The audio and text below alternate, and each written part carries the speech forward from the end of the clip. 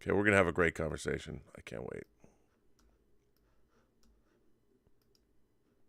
Greetings, imagination connoisseurs. Once again, it is I, your Duke of Dope Discourse, Robert Meyer Burnett. I invite you to watch and listen to the Designing Hollywood podcast, brought to you by Martika Ibarra and the great, legendary Hollywood costume designer, Marilyn Vance. I am afforded the wonderful opportunity of co-hosting the show.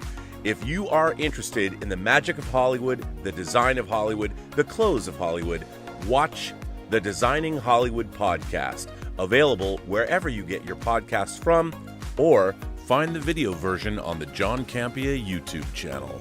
That's right, the Designing Hollywood podcast. Why would you ever want to miss it, especially if you love the movies? There's a company called Hot Toys, and they make these insanely realistic, renderings of characters. They do them for all the Marvel characters or whatever, and they look so much like you. It's disturbing, actually. Like, scary. They look so much like you, but they're tiny. They're like 18 inches or something like that. They actually that's what's crazy about that company is they hand make the, like they carve the mold of, thank you, of the. That's crazy. It's wild. Robservations with Robert Meyer Burnett.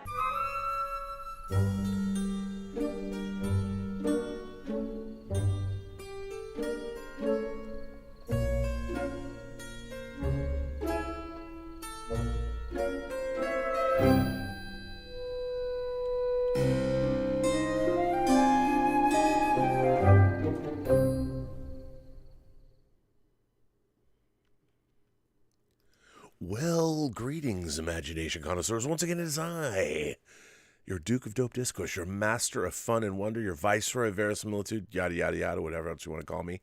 Throw them at me, whatever you want to say, it's fine.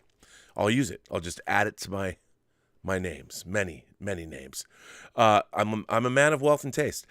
This is Midnight Musings, episode 31. And, of course, it's a big week, kids. A big week. Finally, Wakanda Forever has dropped. Many of you have seen it. I think we're going to get into spoiler territory.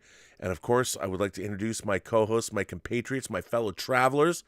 We have the lovely Mmmm, and, of course, one of the coolest cats around, Mr.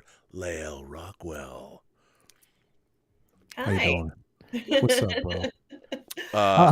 How can you announce and say that someone's cool when you make an announcement like that, and you're wearing that leather jacket that everybody loves, and you're Silver Fox, and the beardless looking crispy, smooth, and lined up? Like, how are you gonna call somebody else smooth? Come on, man, bro. I don't know, dude. I look at the posters the pictures you post on Facebook. All your clothes, come on, they're so on point. You and LaToya, you're like the most beautiful couple out on the town. The two of you. I got to come to Harrisburg just so I can go to a party with you and watch everybody gaze in wonder as you guys walk by. You'll have a good time. I'm coming out to Harrisburg. You'll definitely have a good time, bro. Straight up, we got you. So you, Lael, I mean, yes. This was like Christmas morning, unwrapping. It might have been like Santa Claus came and put all those presents under the tree in one movie. Yes. I loved it. Mm-hmm. And I have to. First of all, I will ask you. I mean, obviously, you saw it yesterday. You saw it today. You're going to see it tomorrow and Sunday. Mm-hmm. Mm-hmm. Wakanda Correct. Forever, Lael. Yes. What did you think? Okay, so let me ask you a question first before I say anything. This is non-spoiler territory, correct? Are we not spoiling? No, we're spoiling. No, spoilers. This is absolute spoilers. Oh, this is absolute. Okay, yeah, because I just wanted to make sure. So everybody, because there's no way to talk about this movie. There's no way to talk about without this movie spoiling it. We have to without spoiling it. And I have to say, Rob, like, it's funny because I know, like, when you're on the John Campea show, it's like you want to so bad, but you have to hold. Everybody says I spoil. I don't, though. I don't.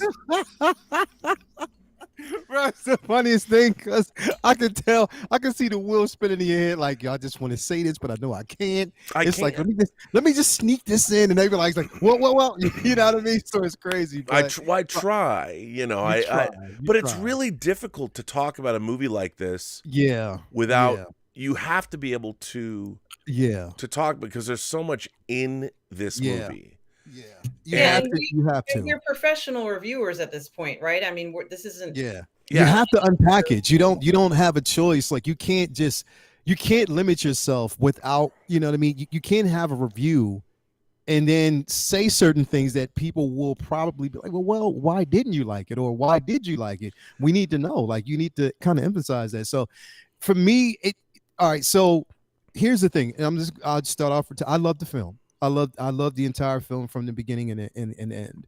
I know it's so far has been sort of divisive, you know, amongst a lot of people because of the simple fact that a lot of people have gone into this film with the already within the frontal lobe T'Challa, Chadwick Boseman, and the absence of that character in this film.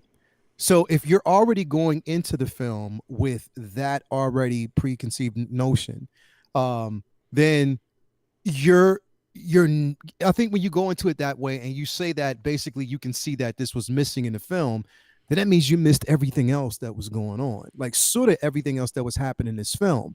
Like for me, I separated myself from that because I had already made peace with the simple fact that Chadwick Boseman wasn't going to be in this film. I already made peace with the simple fact that we weren't going to have that iteration of the Panther. You know what I mean? So again, but what helped, and I know a lot of people say this, well, you know, you can't always go off of what's in the comics. In a sense, the source material helped this film. How? It's because we already knew in the source material, Shuri does become the Black Panther for a while. You know what I mean? You know, while, you know, T'Challa himself is healing, you know, he's recouping after, you know, basically he sustained injuries from Doom himself.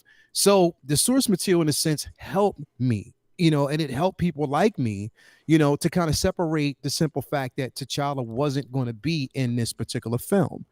So with that, I followed it from a totally different perspective.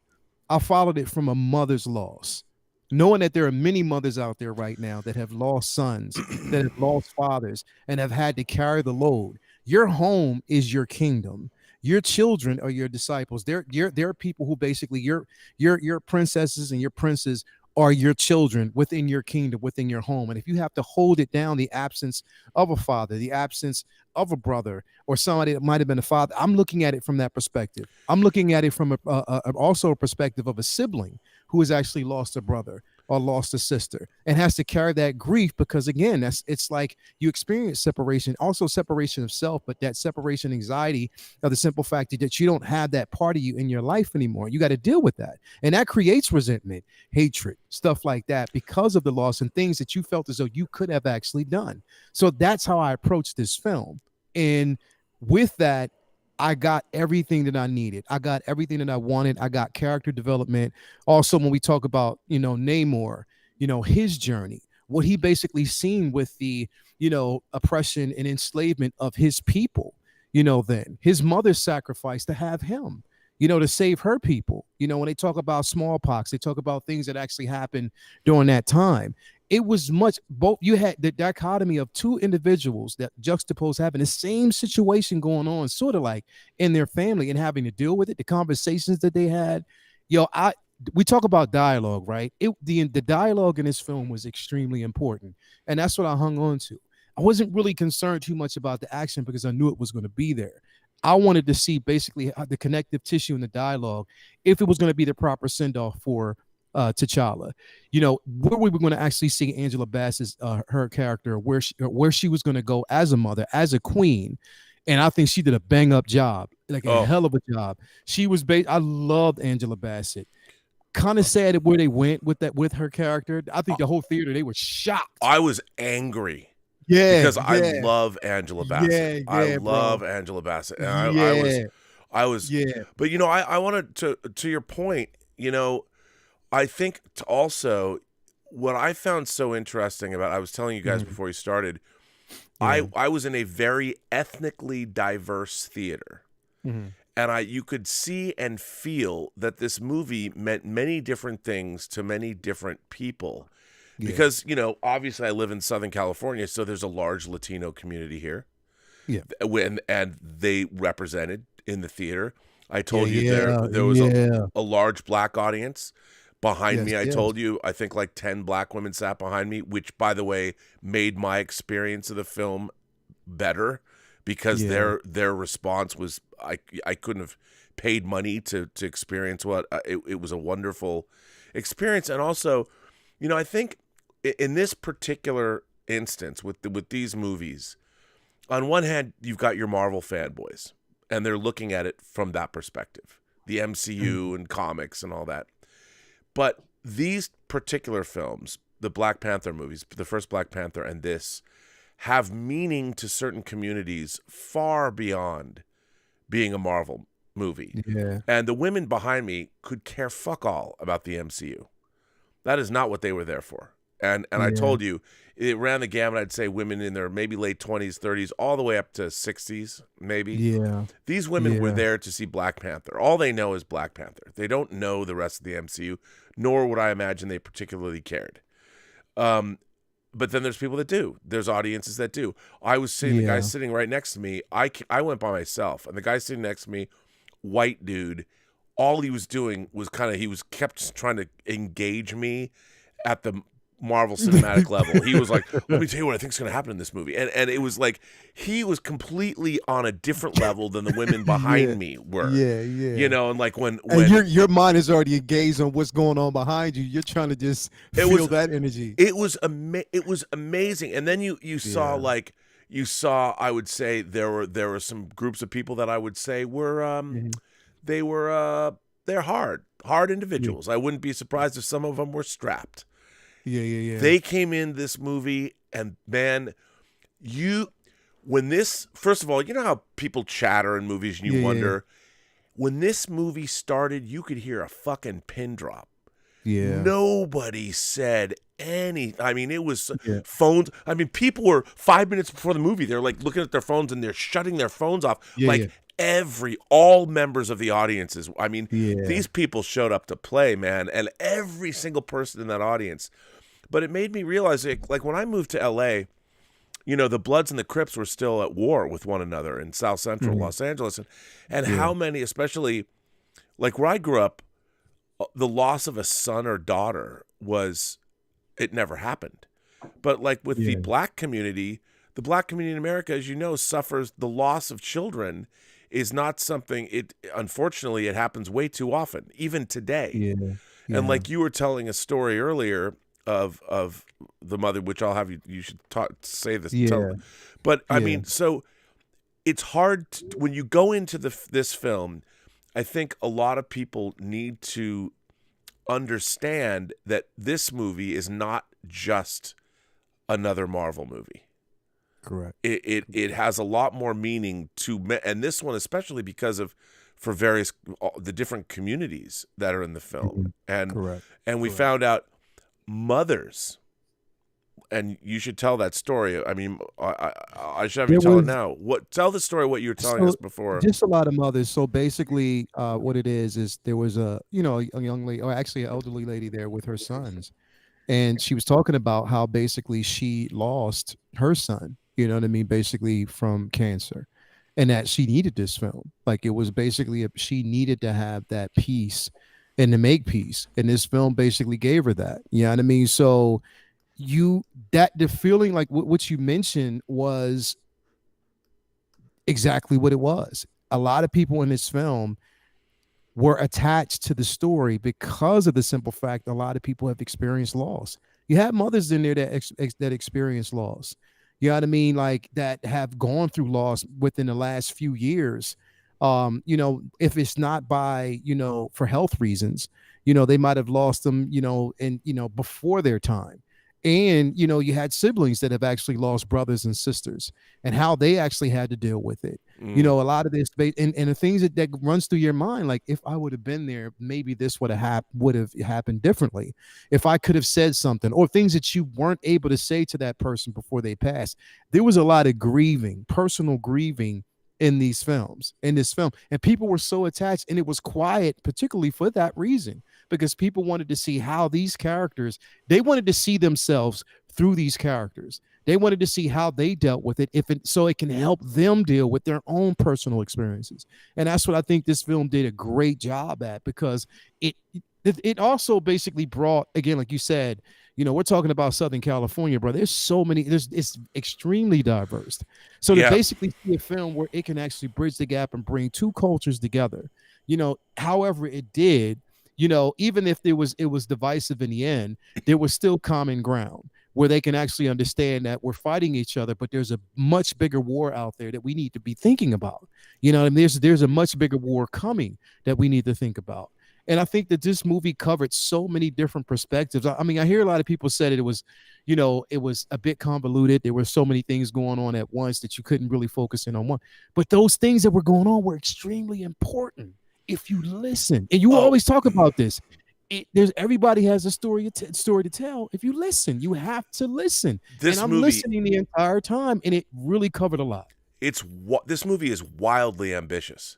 Yeah, I was actually quite surprised at how much ground. I mean, there's a lot of people talk, it's too long. I mean, I could have used another hour of this movie delving into other things. Like, I loved how you find out that, okay, so everyone knows T'Challa's gone. And people are using that as an opportunity to come after Wakanda and go after the vibranium. Exactly. And you see that.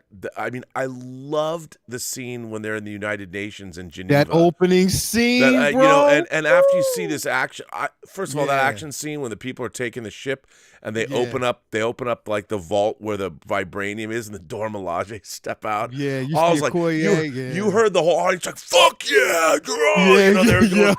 and there's the action scene, but then they intercut that.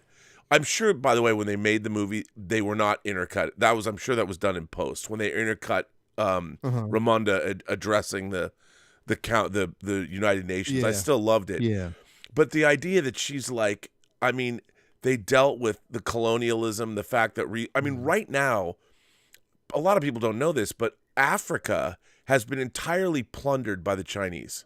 The Chinese government has gone into countries that need money. They're like, hey, we'll build modern infrastructure for you, but you need to sell us your mineral rights. Exactly. I mean, there's been more, we in America, we're so dense. We don't pay attention to this kind of thing, and the Chinese have done this even in European countries. They're going around, they're like, yeah, we'll modernize you and build buildings for you and build you highway systems, but we own your mineral rights. Exactly. And everyone's like, okay. And they don't understand that the colonialism and the colonization, it has been going on, and perhaps it might be worse now than it's ever been, because we're at the global level. So watching this, I'm like, what an interesting way. I mean, they don't have to come out and say, let's draw the parallel with what's going on with modern Africa. But that's one of the things that this movie does is, like you said, it addresses all of these issues like right away. And I love they keep showing like the French ambassador, to the United Nations. And then Ramonda's like, and we know who did this. And you realize it was the fucking French, those French operatives. And then she's like, well, I mean, it was, I loved all of that. That was powerful. That was so powerful. It was so great. And the thing, what's interesting is this movie worked for me on a lot. It worked for me on certain levels and didn't work for me on other levels. But I think this movie, again, is kind of it's almost like Andor. It's kind of a fandom litmus test. It tells me about what do people want. Well, let me ask you, yeah. Tell us now that you've heard from us, what did you think of the movie? Well, by the way, there are no wrong answers. First of all, I want to congratulate Ruth Carter again for doing a spectacular job on these costumes. I think that she even surpassed her work. in Black Panther. We Yeah. had certainly such a variety and just honest perfection of the costumes in this film. And I wondered, could it be bested? And she seems to be able to best even her own work. She truly is remarkable in making clothes that are honestly just very stylistic. They look cool and sexy, when they needed to be. So I was happy with what she did with that. Now, I think that the film is exactly as what it's advertised. And, I wondered whether or not we would see any other characters other than the ones we saw in the trailer, specifically Wakandian men, Black Wakandian men. And of course, we didn't get very many of them. And so that was a huge disappointment for me, mainly because the last film had so many Black Wakandian men in it. And so it feels like they disappeared off the face of the earth. Where on earth did these men go, and why aren't they in this film? So we're kind of presented with a film that's giving us the impression that, unfortunately, Angela Bassett's character, the Queen, is pretty much left on her own, and Wakanda doesn't have that strength that it had when the men were there. And it's pretty obvious that they're in trouble. They're having difficulty defending themselves. I think if the men were there, I don't think Namor would have been able to sneak in and kind of like surprise them that way, or at least they wouldn't have felt so exposed. But, when I look at this film and I see that the ladies are there and they don't have their counterparts, their male counterparts, it doesn't feel as strong of a nation. I'm sure that any other country, if it ended up in that type of ratio or scenario, that you would be deficient in 50% of the population, and it's just not as strong. So I feel like they missed a huge opportunity there, not just because, yeah, it's true, I want to see hot Black men, but in addition, yeah, I admit to that. But no, this is a really interesting point you're making. I admit that I wanted to see hot Black men, and I have to tell you that Black Panther gave me that and more it was just wonderful what I saw. And I was hoping, or at least would expect to see, maybe some of the same characters from the last movie, but new actors. The opportunities for those actors just didn't appear. So, what I might have thought perhaps Denzel Washington's son might have been in this one, or, I could name a bunch of other actors that I would have liked to have seen in this film. They didn't have to be in charge, but I have a feeling that they would have been around at least. So that was a disappointment for me. And I think that the film kind of suffers for that. But so, ironically, with the strong leader, with Angela Bassett as the leader, what they end up doing is that they get rid of her. And I felt that that was also a mistake because she was really the only one who was kind of grounded and centered. I think a lot of the other characters didn't know. They had a certain level of uncertainty where Angela Bassett felt, like she could go on the next day and had, properly dealt with everything. Everybody else was still kind of in a state of, like they hadn't moved past what had happened, and rightfully so. But I think that to kill the strongest female character in a movie that's about strong female characters was a mistake. Now, it's true that she was noble and went ahead and saved someone, but I think they should have found another solution. Maybe Riri could have been captured by Namor, and that could have been another type of situation altogether. And I felt that Namor was like, he's gorgeous. So he didn't seem like a bad guy. It's kind of like he's this other person who's good looking. And then when he finally kidnaps the princess, Shuri, he gives her these clothes. And I'm thinking to myself, wait a minute, he's giving her clothes. They're having this intimate conversation. Is something going to happen between Namor and Shuri? And when nothing happened, they got really close, they got really intimate. I feel like he should have went in there and at least kissed her or something, because it looked like something was happening. And I think that would have been very interesting to see an intimate connection. And I'm thinking to myself, isn't there any man in any part of this world that finds Shuri attractive? But I had to wonder about this, because as a princess, there should be men who are eager to be with her or doting over her, or at least women, if she's into that, eager to be with her or doting after her. And we didn't see that. So it's almost like that the new leader or someone who's in a position of power doesn't have the potential for a love interest. And I felt like that was, not ideal in a sense. Um, the other thing is that to me, the clear bad guys that they were saying were Europeans and the United States. And when they were showing Namor's kingdom, it I don't know about the theater you guys were in, but the theater I was in, he claims that the vibranium allowed him to bring the sunlight to the sea. But then when you were down there, it was dark, like you couldn't see anything. It was so poorly lit. I think to be fair, I think something's going on. I think the DCP, I think the IMAX theaters are fine, because in my theater it was incredibly dark, and when it's when you're making a movie, when you're lighting for light faces and dark faces, this movie had a lot of dark faces. It was well lit. There was a problem with the DCPs. I don't know what it is, because I talked to some more people, and I even put it out on Twitter, and I think that they sent out a batch of DCPs or something or whatever. There are people that whatever the setting was, they didn't adjust the setting properly, because look, as a post-production supervisor, as I am, I can immediately define a problem, and I thought it was at first the projector bulb. I am sure it was either a setting in the DCP or a setting in the projectors, because it was way too dark. I mean, there are scenes like you saw when you see clips on the internet of like when Namor first comes out of the river and confronts Shuri and Ramonda on the beach. You could barely see it in the theater that I was in.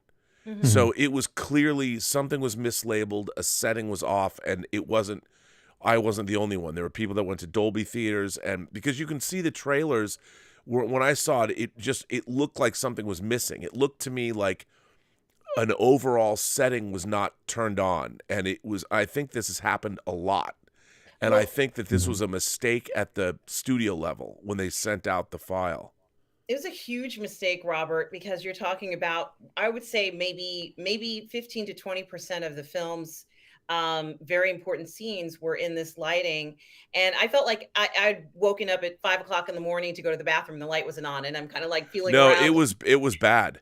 And Yeah. I'm just like, I'm looking at this, like I've seen this happen before. And this was absolutely from a technical standpoint, there are less and less people at the studio level that know what the fuck they're doing. And they don't know. These mistakes are getting made more and more from a technical standpoint, whether it's transfers for home entertainment with transfers or with sound design. There's people that are just less technically, they just don't know. And this was definitely a big technical failure at some level. And I don't know what it is. And I don't know if anyone will even cop to it, but it was bad. And I think that they sent out, if I were to guess, it was the DCP that went out to certain theaters with certain projectors, and it was fucked up. It was messed up, and we kind of lost a portion of that. But like I said, I felt like Namor was more like someone who would have tried to seduce Shuri. She's a nice girl. She's sweet. She's attractive. So I thought perhaps that offering, that dress, they were going to kind of spice her up a bit, and she would come out there, and he would absolutely kind of, maybe even fall in love with her. But I thought that's where it was going, because why would he be offering her clothes anyway? The thing about Shuri is that I didn't feel that she was excited to be in the suit, and she doesn't have to be excited to be in the suit. She likes technology, of course. She made the suit. She likes to be in spaceships. Why not let Denai Guerrera be in the suit? Why not let her be the Black Panther, so to speak? Because she kind of like got disposed or embarrassed because she lost Shuri and Riri. Then why not let her come back with the suit on? She's a fighter, right? That woman, we've seen her do some incredible fight scenes. She kind of like, I guess the queen got angry with her, said you can't be a Dora Milaje anymore, or the general. Why not let her have this triumphant comeback in the suit? And I think that would have been more realistic, because I think Shuri did an okay job with it, but it didn't feel like her heart was in it for me. And why should it be? She's still going through so many things here. If she is someone who's going through these different emotional things, and there is disturbances, and I think she could sense that something was up with her brother and Lupita, and that's okay. I think that if she senses that and it's not the right time for her to go ahead and put that suit on, then don't have her do it. I don't feel like she really wanted to do that or was excited to. But I know that Denai's character would be ecstatic to put that on rather than whatever they put on her. Or Nakia. I mean, I think a Nakia. case can be made.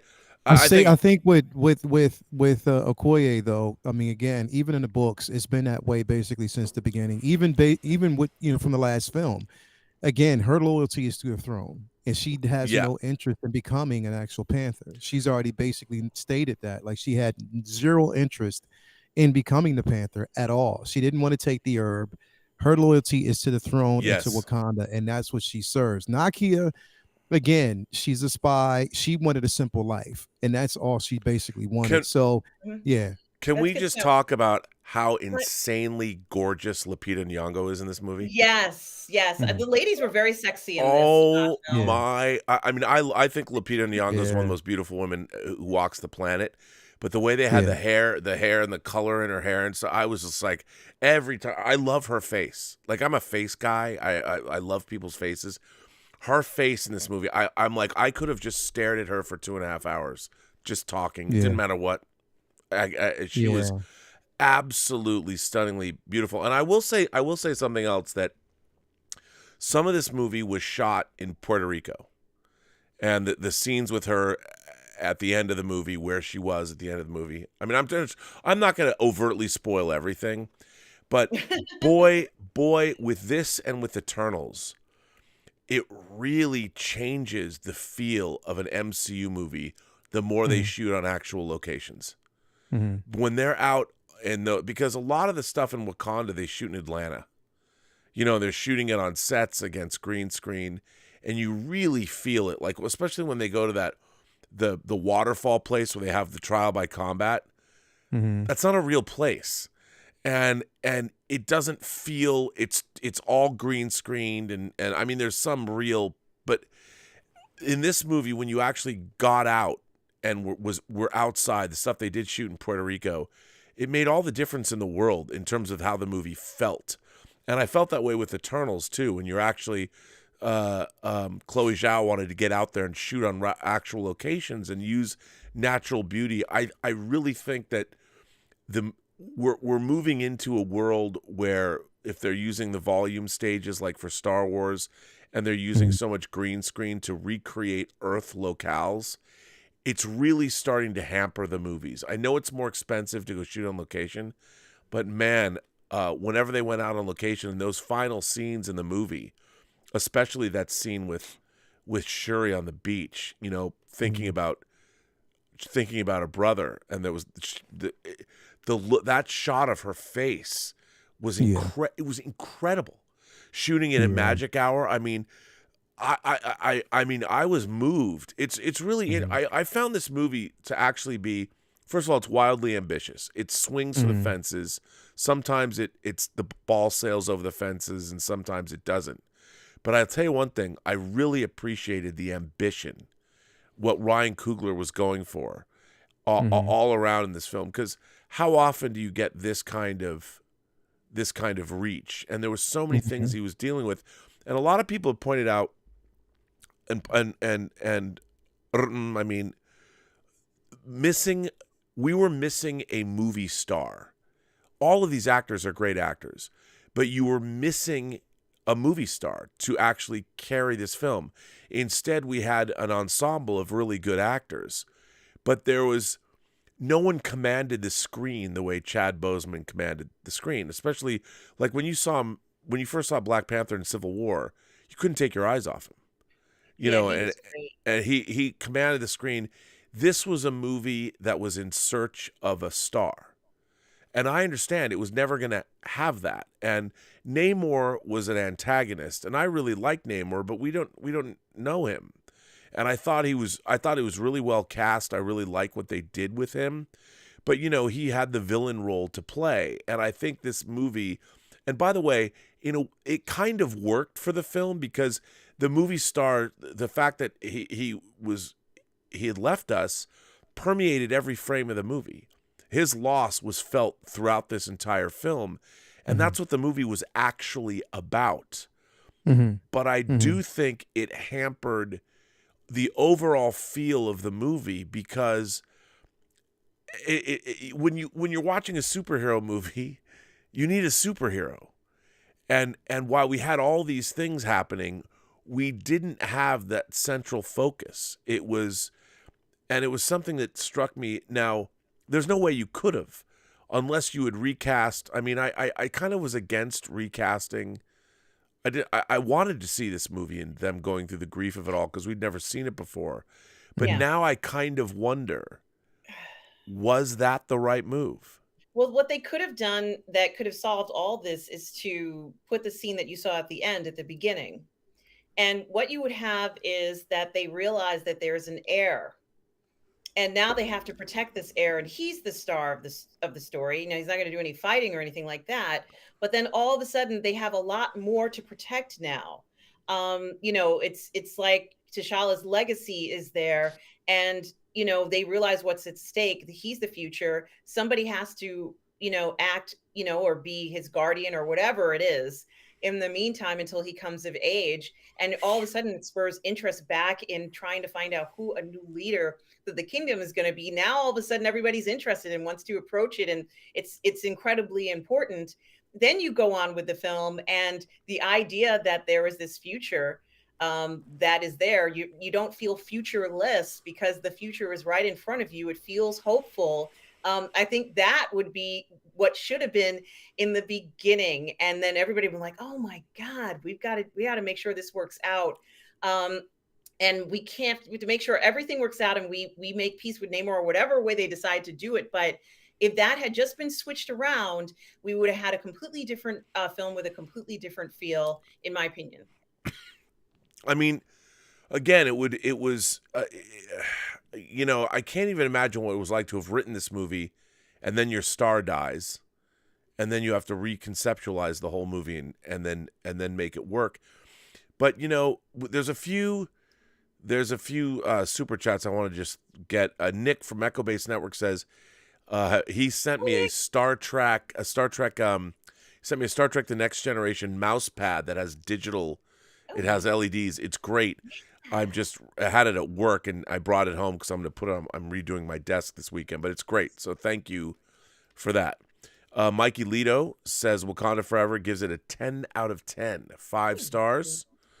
And Mark Spector's Avatar says one thing was apparent: Chadwick is a movie star, and there's nothing that could replace that. I liked the movie, but I didn't love it. Rest in peace, Chadwick. And Namor is a baller. And then Sonny Dominguez sends in a tip and says, I love Wakanda Forever. Shuri's hero journey moved me. There are deep adult and mature components that deal with loss. Ultimately, Queen Ramonda's death caused Shuri to step up. Her impulses of revenge halted when she remembered who she was. I loved all of that. I thought all that was great. Perfectly said. I didn't care for it, but I think it was an option, and I felt like Shuri's heart wasn't in it. Even after her mother's death, I felt that she still was very apprehensive, and that role could have been played a little bit stronger. If she was going to go ahead and be the star of the film and carry the film, I don't think she succeeded in that. Well, I think oh, go ahead. Okay, so I mean, I slightly disagree because the way I see it is, it was about her journey. It was basically about her dealing with her loss, her dealing with guilt. Because again, we have to remember that Shuri was trying to save her brother and didn't make it in time enough. She didn't come up with the right sequence to save her brother. So she's living with that guilt. She's living also with the hatred. She's hating the world at this particular point because she lost someone, that she basically loved. They didn't mention what the disease was. I kind of thought that maybe what was attached to it was what happened with the snap. Maybe his body couldn't accept coming back the way it did. You know what I mean? So that's the only thing that I equated to it. But it was basically about her journey. It was about Ramonda's loss. And again, we saw this, Shuri herself, she didn't want anything to do with the herb. She didn't want anything to do with Black Panther because at the same time, All she was worried about was saving her brother, like she told her mother. You know what I mean? So she denounced all that. But when her mom did die, she realized the importance of having a panther. Now, the thing is, when I look at this and I watched the entire movie, like even I kind of came up with this yesterday, but even today, it just kind of confirmed what I was thinking. Is the reason why we didn't, and I know a lot of people are like, well, why didn't we get the Panther earlier? Why didn't she basically just become, because she wasn't supposed to. And even the stint that we actually saw with her, you have to understand, like, it was a short term. Like, she, even in the book, she wasn't the Panther that long until she basically denounced it, gave it back to her brother. She became Shuri again. But here's the thing. She now knows that she was there for a reason. And now she has an even higher purpose, knowing that he has an heir. Now she can pass on everything that she knows to the son. And now we know that we're living in this world now of the, of the multiverse, time. We have Kang. We know things can be sped up. We know that's going to basically happen possibly in this movie. This movie just answered the biggest question that everybody wanted. Will we basically see T'Challa's story continued? And now you got that. It will. You have an heir, his son. His name is T'Challa, son of T'Challa. So again, we basically got that, and I think that was her purpose, was to learn from mistakes, make peace with her hatred, and that's why her mother, she did see that vision of her mother. She made peace with it. Now she can basically pass on what she learned. But again, it was getting over grief, and that's what I thought about. I was like, well, we all internalize and we want what we want. We want to basically see a Panther on screen. We all want that because we think, well, that's what if that would have made this film better. But I think that all of us, in a sense, we selfishly forget the simple fact that there are actors, there are producers, directors, people that were on set that knew this man, that were still grieving, and they needed that time to grieve. And this film was giving them that space to basically grieve. Now that we've gotten through that, now we can basically move on with T'Challa's story. And on top of that, the importance of it is now I think that they're sort of course correcting, because you couldn't actually have a T'Challa who was with Nakia and then bring Storm in and him just completely ditch Nakia. Now you have T'Challa who can move on, eventually meet Storm and become the king and queen of Wakanda. So I think that, it was an important factor, and the kid was adorable, but I love that. I love seeing that movement. So I did too. I thought that kid was so great, but I wanted to say, like, I like Letitia Wright as an actor, but she's not a leading lady, not for a $200 million comic book movie. Yeah. And I think that was,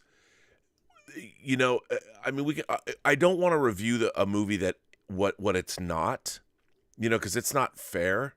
Like, it's not fair to, like, but I do think it might have been interesting to have, and I don't know how you would do this, a central male character that had to fill the void, and you deal with, like, how do you, the same way that, like, I love Sam Wilson's journey in Falcon and Winter Soldier. Him coming to grips with filling the void left by Steve Rogers' absence. And I think that this movie, like, I really liked how it dealt with all of this grief.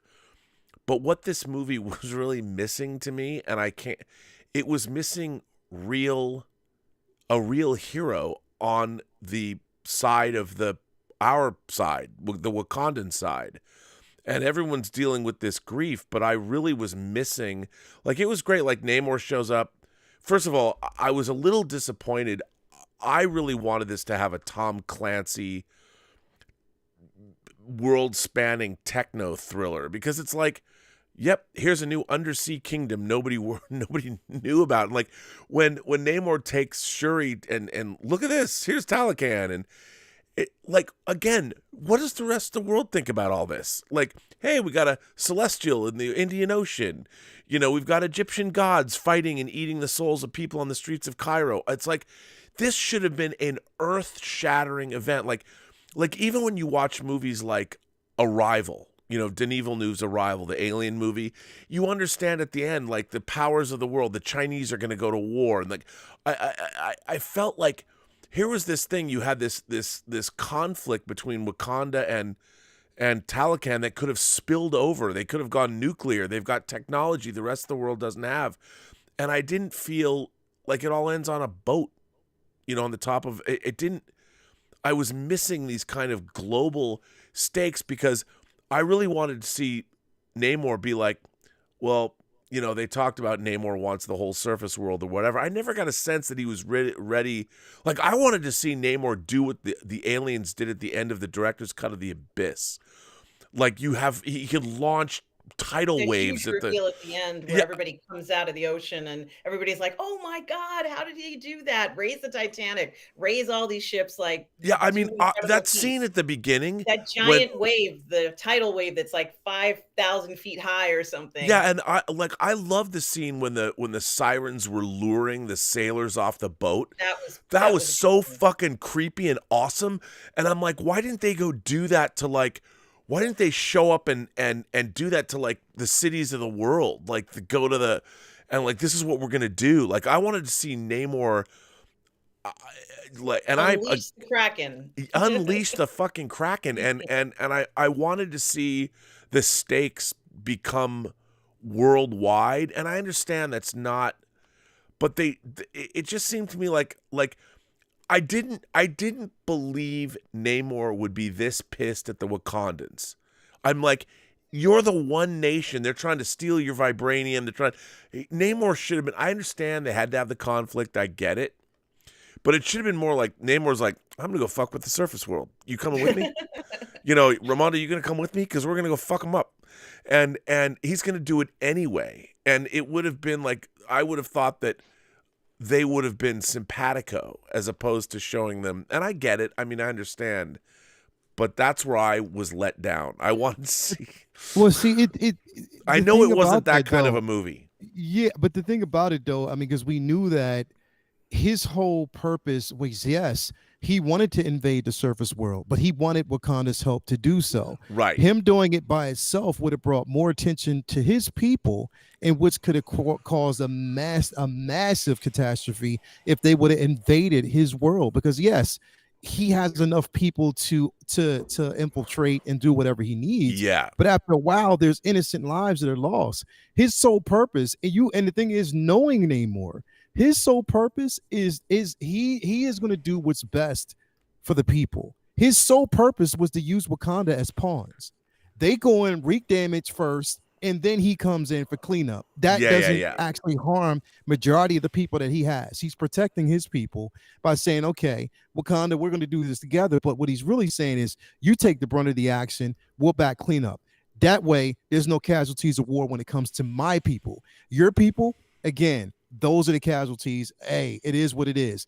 That's how calculated he is. He's an arrogant son of a bitch. And that's always how he has been in the books. And we sort of got a chance to see that at the end of the film when he said what he said. And I was like, you know what?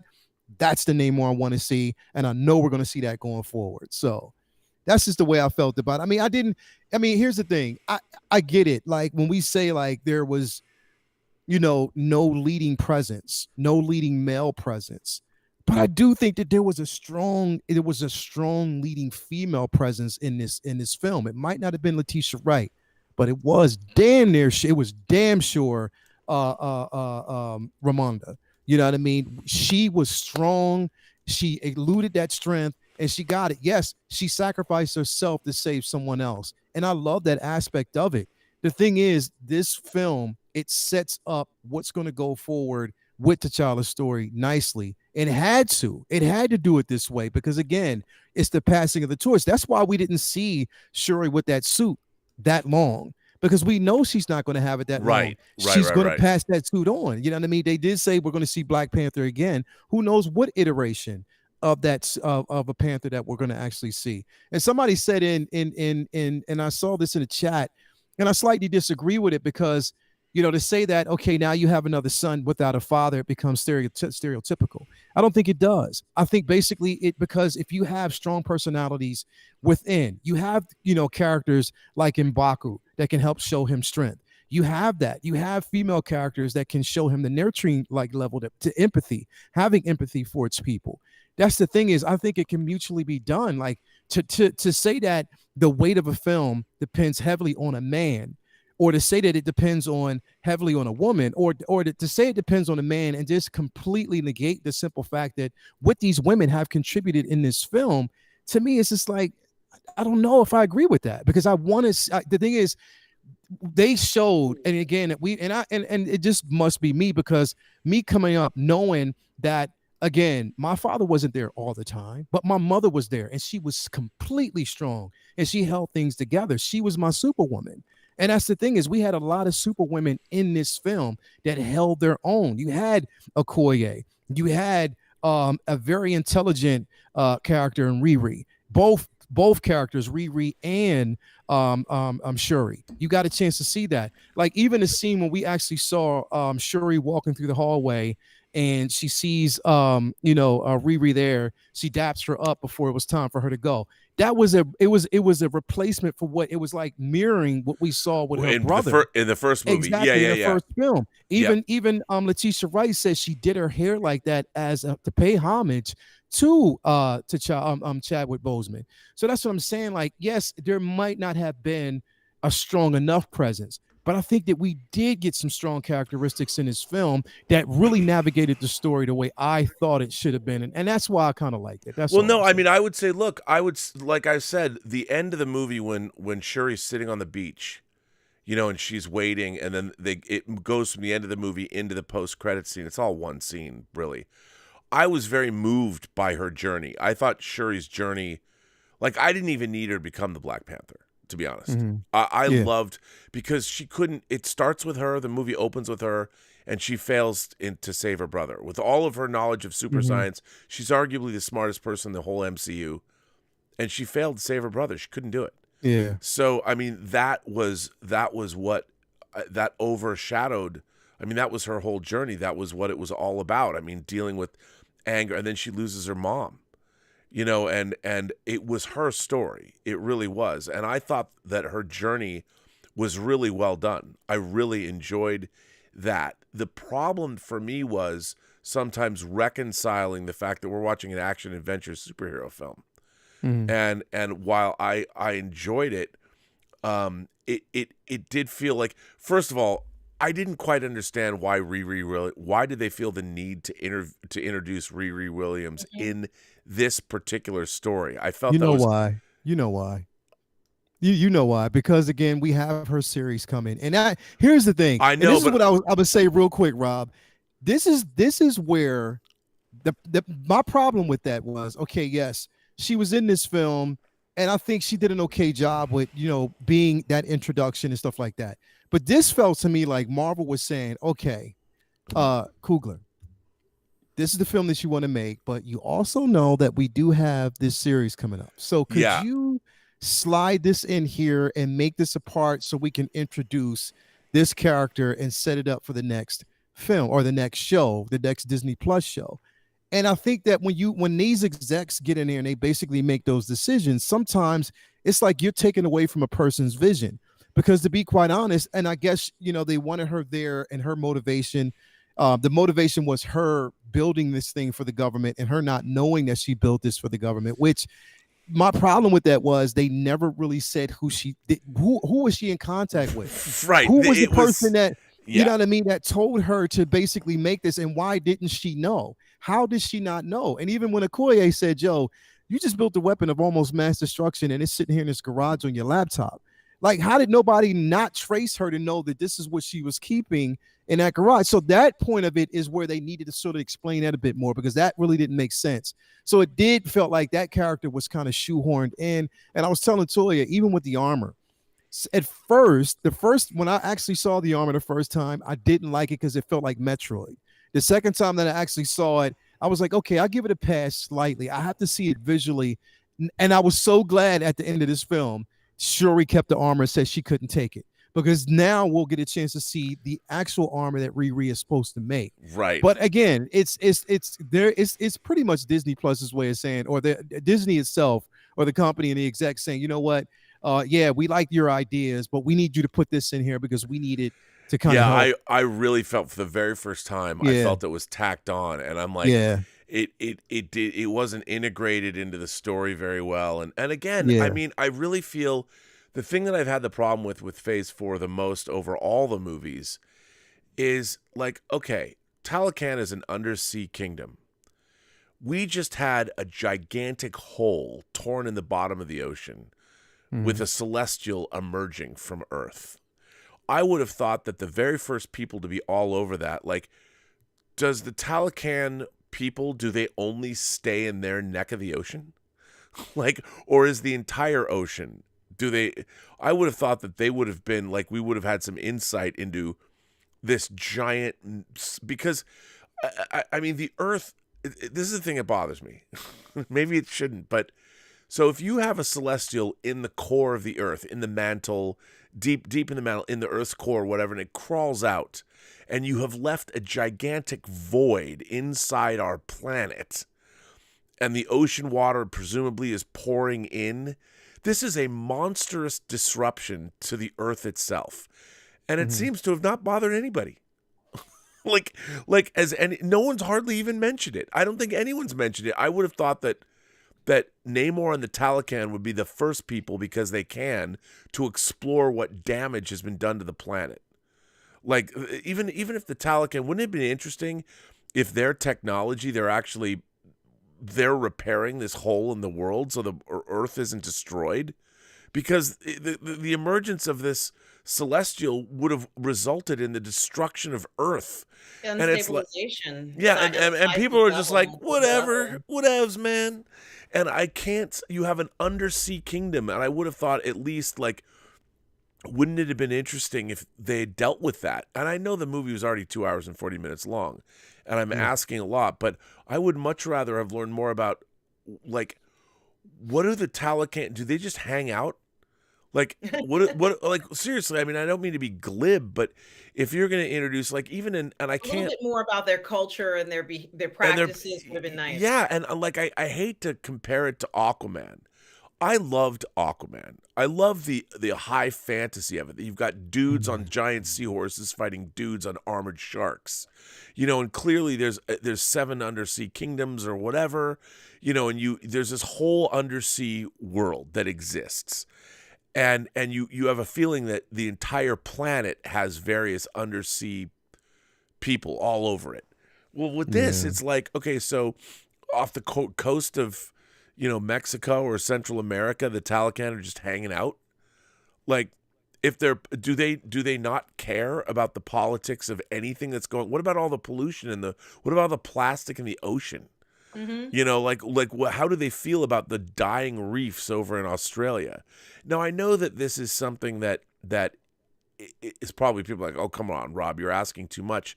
But if you're world building and you're asking me, this is the 30th Marvel Cinematic Universe movie, 30th.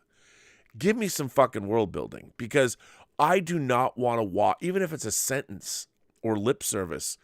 I keep going in and I get more questions that I want to know the answers to. Does anybody talk about the people that died in Cairo when Ahmet was eating the souls of people in Moon Knight? I mean, that was a mass casualty event. No one cares. But something, maybe we would have seen more of that world building if like we were discussed earlier, that the lighting had been better. We could see more of those details. That this was really critical. Well, let me be clear. I think the film was beautifully made. The complaint that I have is I'm talking about the actual DCP in the theater.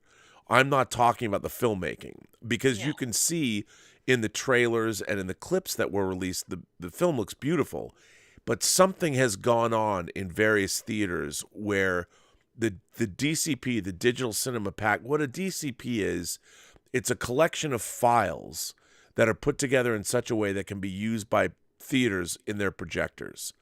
And like various files, if certain things aren't set correctly, you don't get proper, you're missing certain things. And it looked to me like there was a setting that was not played, it wasn't played properly. I don't know what kind of because there are different kinds of DCPs and theaters, because I was in a premium format theater and it looked like the projection was just wrong. And I don't know what it is, so it's weird. Yeah. It was dark. It was definitely dark at certain points. I mean, all you have to do is look at the scene where Namor comes out of the river and talks to Shuri and Ramonda and has my mother told me there was a place like this, and that scene, you can see it perfectly in the clip, but it's yeah. Well, we know that there was elaborate paintings, elaborate CGI in it because of what we saw, as you said, in the trailers. And from what we could see, it must have looked amazing, Robert, in the proper light. It must have been absolutely spectacular. Oh yeah, yeah. There's people who are just firing in chats. Let me catch up. Super sticker Beto Power sends in Beto, is it Beto? Sends in a super sticker. M. Dots World says, one of my favorite parts was the sea siren scene. Yes, those hums and chants gave me goosebumps. Absolutely.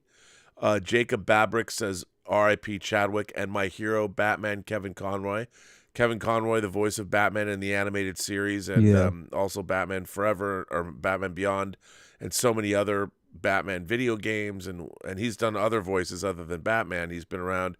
I actually met him a couple of times. He was a wonderful man, and it was reported he passed away from actually cancer. He was 66 years old, and he was amazing. Rest in peace. Our friend Alex Detman, who's he's a moderator. Alex says, I originally thought back when the multiverse came out, that was going to be Marvel's way to bring back or change certain characters, and somehow the multiverse would change Killmonger's original fate, making him the new Black Panther. I think they could do that, but I think a lot of people might find that, look, Marvel was dealing with the fact that Chadwick Boseman was a beloved actor, and they were kind of between a rock and a hard place. And what people forget is it wasn't just that Chadwick, it wasn't that he just died. It was that the entire cast and crew of that movie, he was beloved to the actual people that made the film. And would they have accepted? Would they have been able, after putting their all into this movie, I don't think recasting that role, that Chadwick Boseman could just be replaced that easily. It wouldn't have made, And could the people, could Ryan Coogler have directed that movie?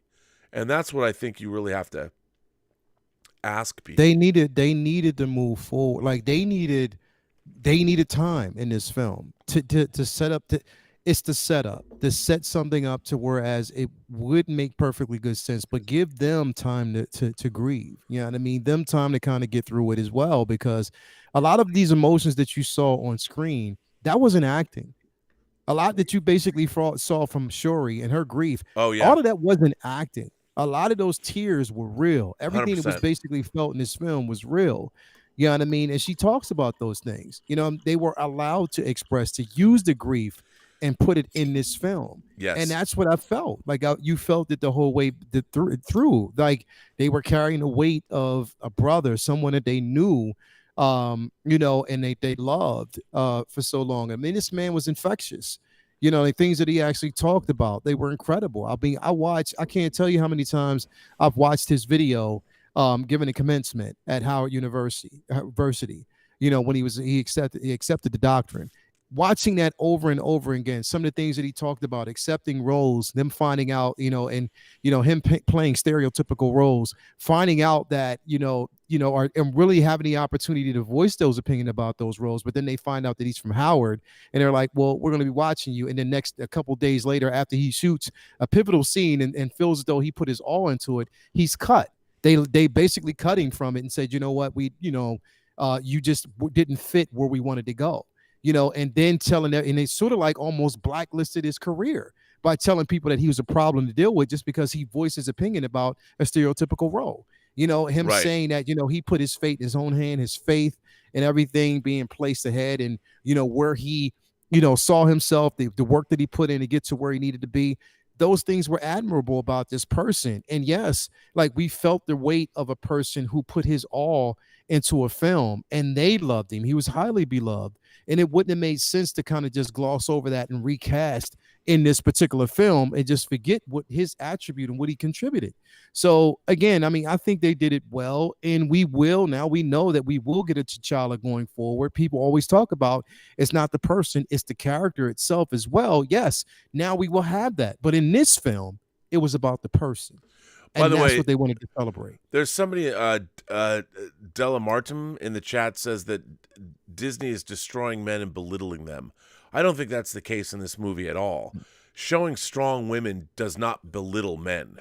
And You see, know, that's and I think that this film is a story about, you know, you want to call it a story about mothers and sisters. I don't think any men are belittled in this movie. Certainly M'Baku isn't. And certainly even Martin Freeman, who plays Everett Ross, isn't. And Namor certainly isn't. Yeah. And you know, I think that there are I do think it's showing strong women does not belittle men. No, if on that boat scene, on top of the boat, bro, you had men and women working together. Yes. You had basically the M'Baku, and you had the Dora Milaje and everybody working together. Like you had his warriors basically holding the ropes on the edge of the boat while the Dora Milaje actually infiltrated and were going. You had both groups, both men and women working together. No one was belittled. There was no belittling of men. No. And we've seen like men in leading roles. We're going to continue to see men in leading roles. But I mean, it's just like, I think that the chances should be equally given and we should accept that. And the thing is, I don't see enough acceptance. And that's what the problem is right now. It's always, you know what? It's we're making it more the battle of the sexes than what it really should be, bro. And that's where it kind of saddens me, because I think it should be equal. And I think they are trying to make an equal playing field. But it's just that chance has to be given, and we have to see it that way. But I don't know. It's just me. I mean, and I know it's going to be difference of opinions, but in my opinion, I don't think it at all. There's no belittling. I really don't think that at all. And like I said before, I mean, I think this movie is actually wildly ambitious, and it reaches for a lot of things. And I think it actually, for the most part, it succeeded in telling the story that it wanted to tell.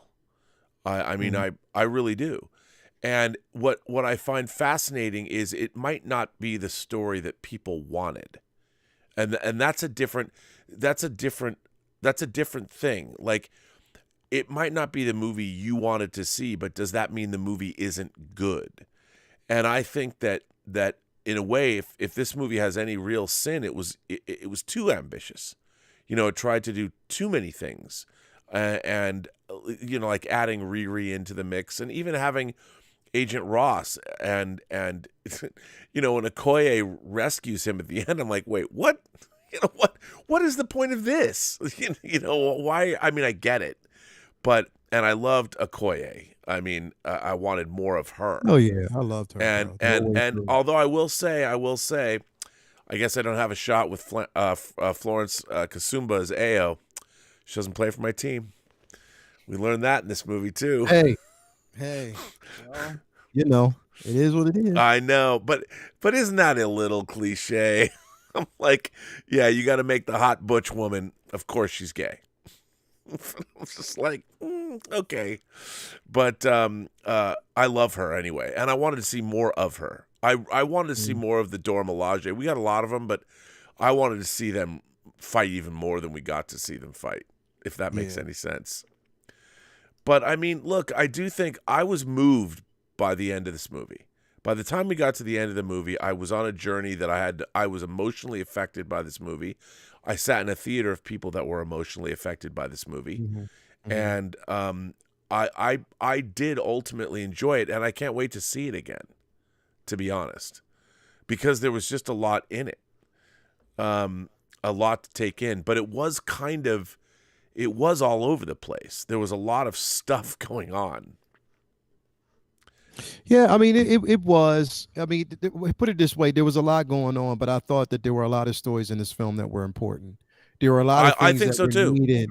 Yeah, and I mean, could it have been edited a different way? Yeah, you know, possibly. But I thought that for what we got, again, no film, all things subjective. No film is completely perfect. You know what I mean? But for somebody, okay, and I heard this, and I'm sorry, Rob. The dude on that show today, I was astounded. It shocked the hell out of me to say that this movie was worse than Love and Thunder. Yeah, wow. Now there's a movie. Wow. Yeah, I know. But Wow, because bro, that was a stretch. That was a leap. Love and Thunder is the only MCU movie I hated. And there's a movie. Wow. There's a movie that belittled and compromised its main character. Wow. What was done to Thor in that movie was unconscionable. I thought it was a blasphemy the way they did that character. That was the dumbest. That film, to say that this film was worse than that piece of shit. I'm sorry, and all being subjective, but I have a right to my opinion. That movie sucked, and it did everything wrong. If you want to basically talk about belittling, you can point that film out. But yeah, I just come on, man. Like, let's be real. I did. When Taylor said that, I was like, "Them's fighting words, son." Yeah, that didn't make sense. I think both films had issues, and we're not accustomed to seeing issues in these films like this. But maybe that's what's going to happen in the future for these films. But they're completely different in approach. So there is that. By the way, I never quite answered Alex Detman his super chat. He sent in $20 super chat about using the multiverse to bring back or change certain characters. And look, the thing about Killmonger is Killmonger, as much as I love Michael B. Jordan, the character he's a psychopath. He's a murderous psychopath. There is no redeeming that character. And I understand Michael B. Jordan is a magnetic performer, but to replace Black Panther with Killmonger, I don't think anybody could accept that. I mean, he's a raging psycho, and when we saw him in this movie, he's still a raging psycho, even on the ancestral plane. He's like, take your Jedi weapon, strike me down, you will be more powerful. It was, and that's one of the reasons why, again, that scene made so much sense to me because of where she was internally and what she was dealing with. She was carrying a lot of hatred, and she did say she wanted to see the world burn because that's where she sees everything right now, out of anger, frustration, guilt, over her brother. So it made sense that in the astral plane, she would run into him. Again, he was anointed king, and it made sense that she met him in a place of where she was. It was a mirror image of what the emotions that she was carrying. And that particular scene made sense. Now that she didn't meet this, she was wondering why she didn't meet all the other kings and everyone else, her mother. No, because you were meeting from a place of revenge, anger, frustration, hatred. And that's why you met him. And that particular part fed off of that. Yeah, which I loved. So, I thought that was great. I love that scene. By the way, Hitchcock is the GOAT sends in a tip and says, as a middle-aged man with one foot in the grave myself, I really appreciate you for stating how it's still okay to show strong male leadership. Not a popular observation nowadays, as it seems sometimes the pendulum swings too far in the other direction.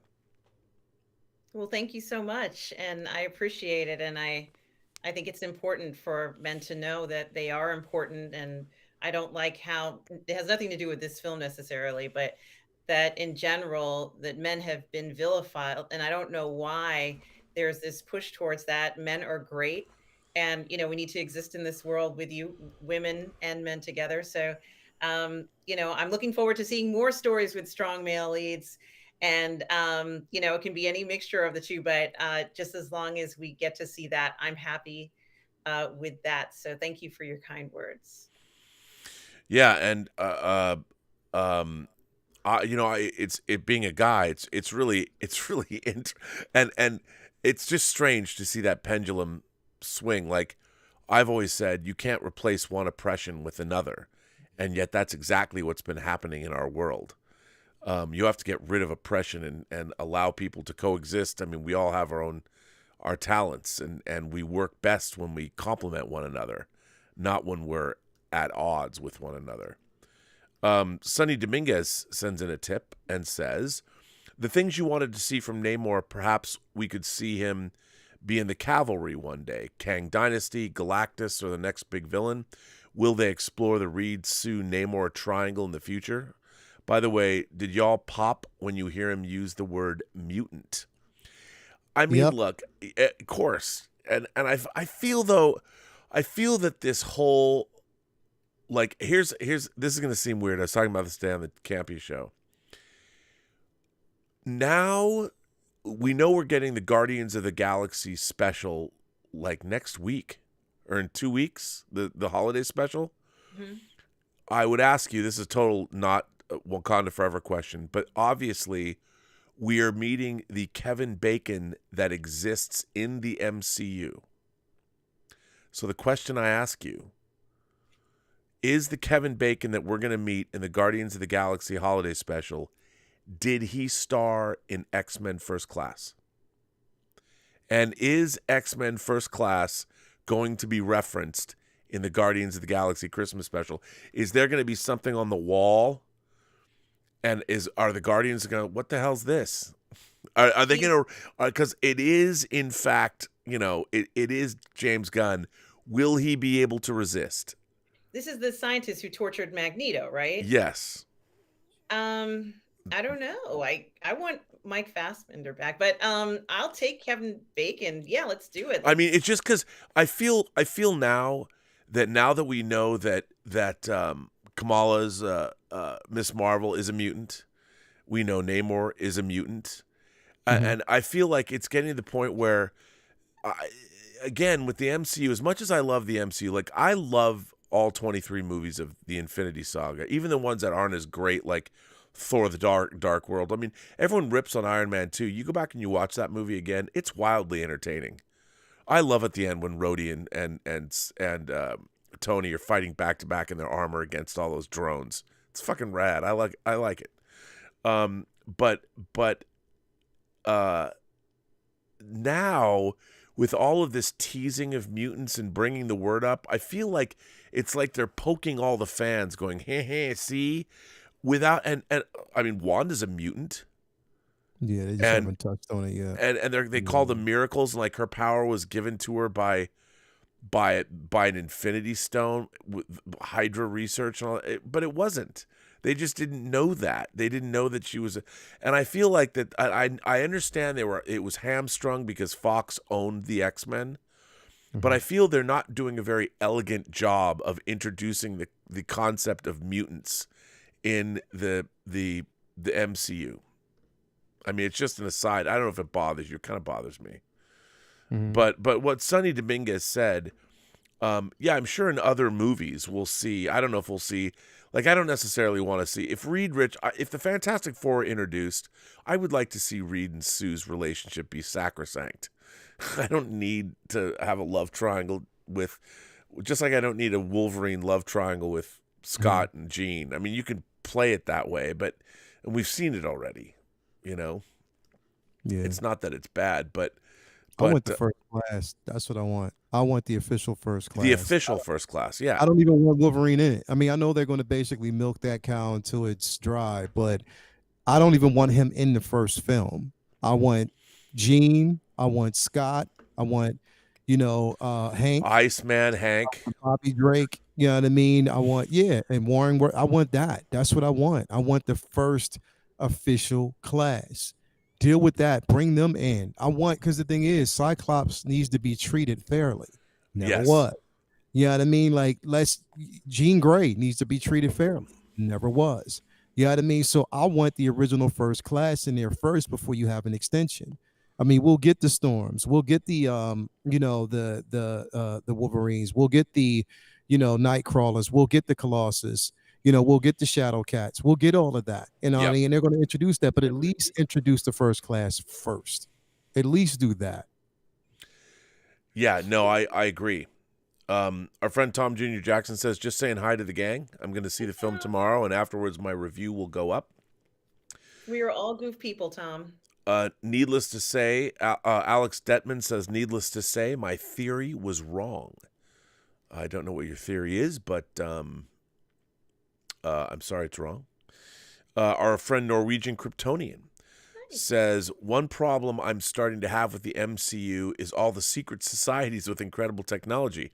I mean, the world's intelligence services must be eating themselves. That's a good point. I don't know. That's another thing. Again, I'm so hung up on the cosmology of the whole MCU that I feel that now, what does the everyman think? I think we really need the Marvels movie, not with Captain Marvel, but the actual adaptation of the Alex Ross comic, where we see what what does the man on the street think of what's going on in the MCU now? Oh yes, I was snapped away for 5 years, and now there's Egyptian gods fighting over the pyramids, and Talakans just emerged, and Wakanda suddenly is in the middle of Africa, and we didn't know that was there, and I just don't know what to think anymore. I mean, what does the normal person in the MCU think of now? Like, I don't know. Edward Marson thinks, I can't disagree with you more, Rob. I love this movie and Phase 4. I hope Phase 5 is better for you. I want all of us to love the MCU together again. Hey, look, Edward, I still love the MCU.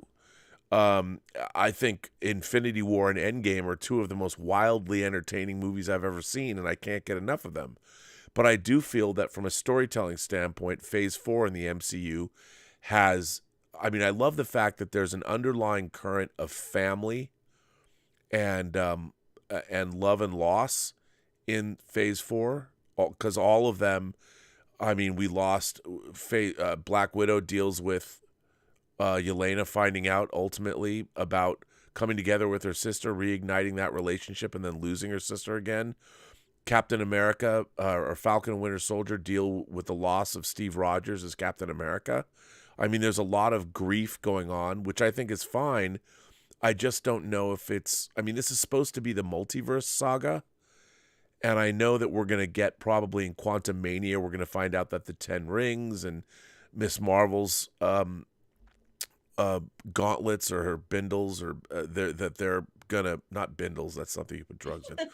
Sorry, my bindle... The band, whatever, you know what I mean?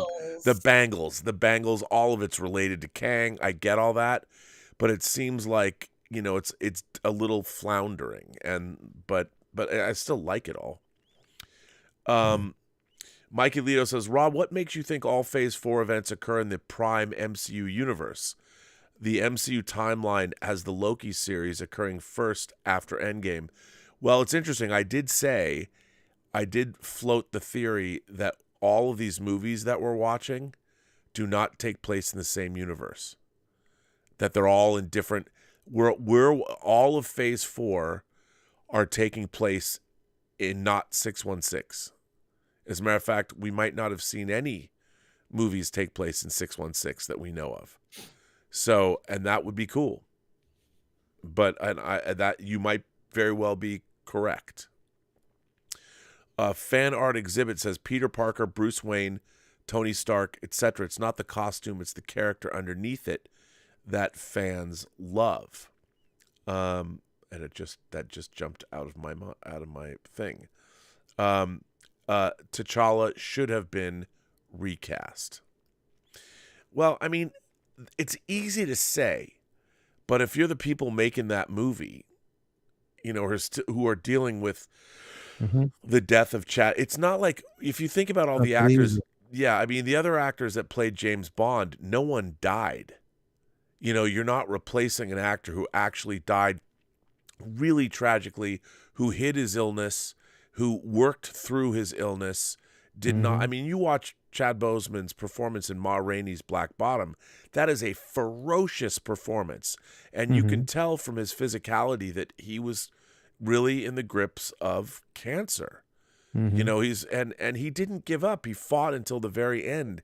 And it's easy. Well, let's recast an actor. Well, if they had, I'm of the opinion if they had recast an actor and made it, there would have been an outcry as well. They were damned if they did. I believe, bro. See, that's what I'm saying. Damned if you do, damned if you don't. Yeah. Because if they would have recast, and I said this on my show on Comic Book Talk with Friends on Mondays.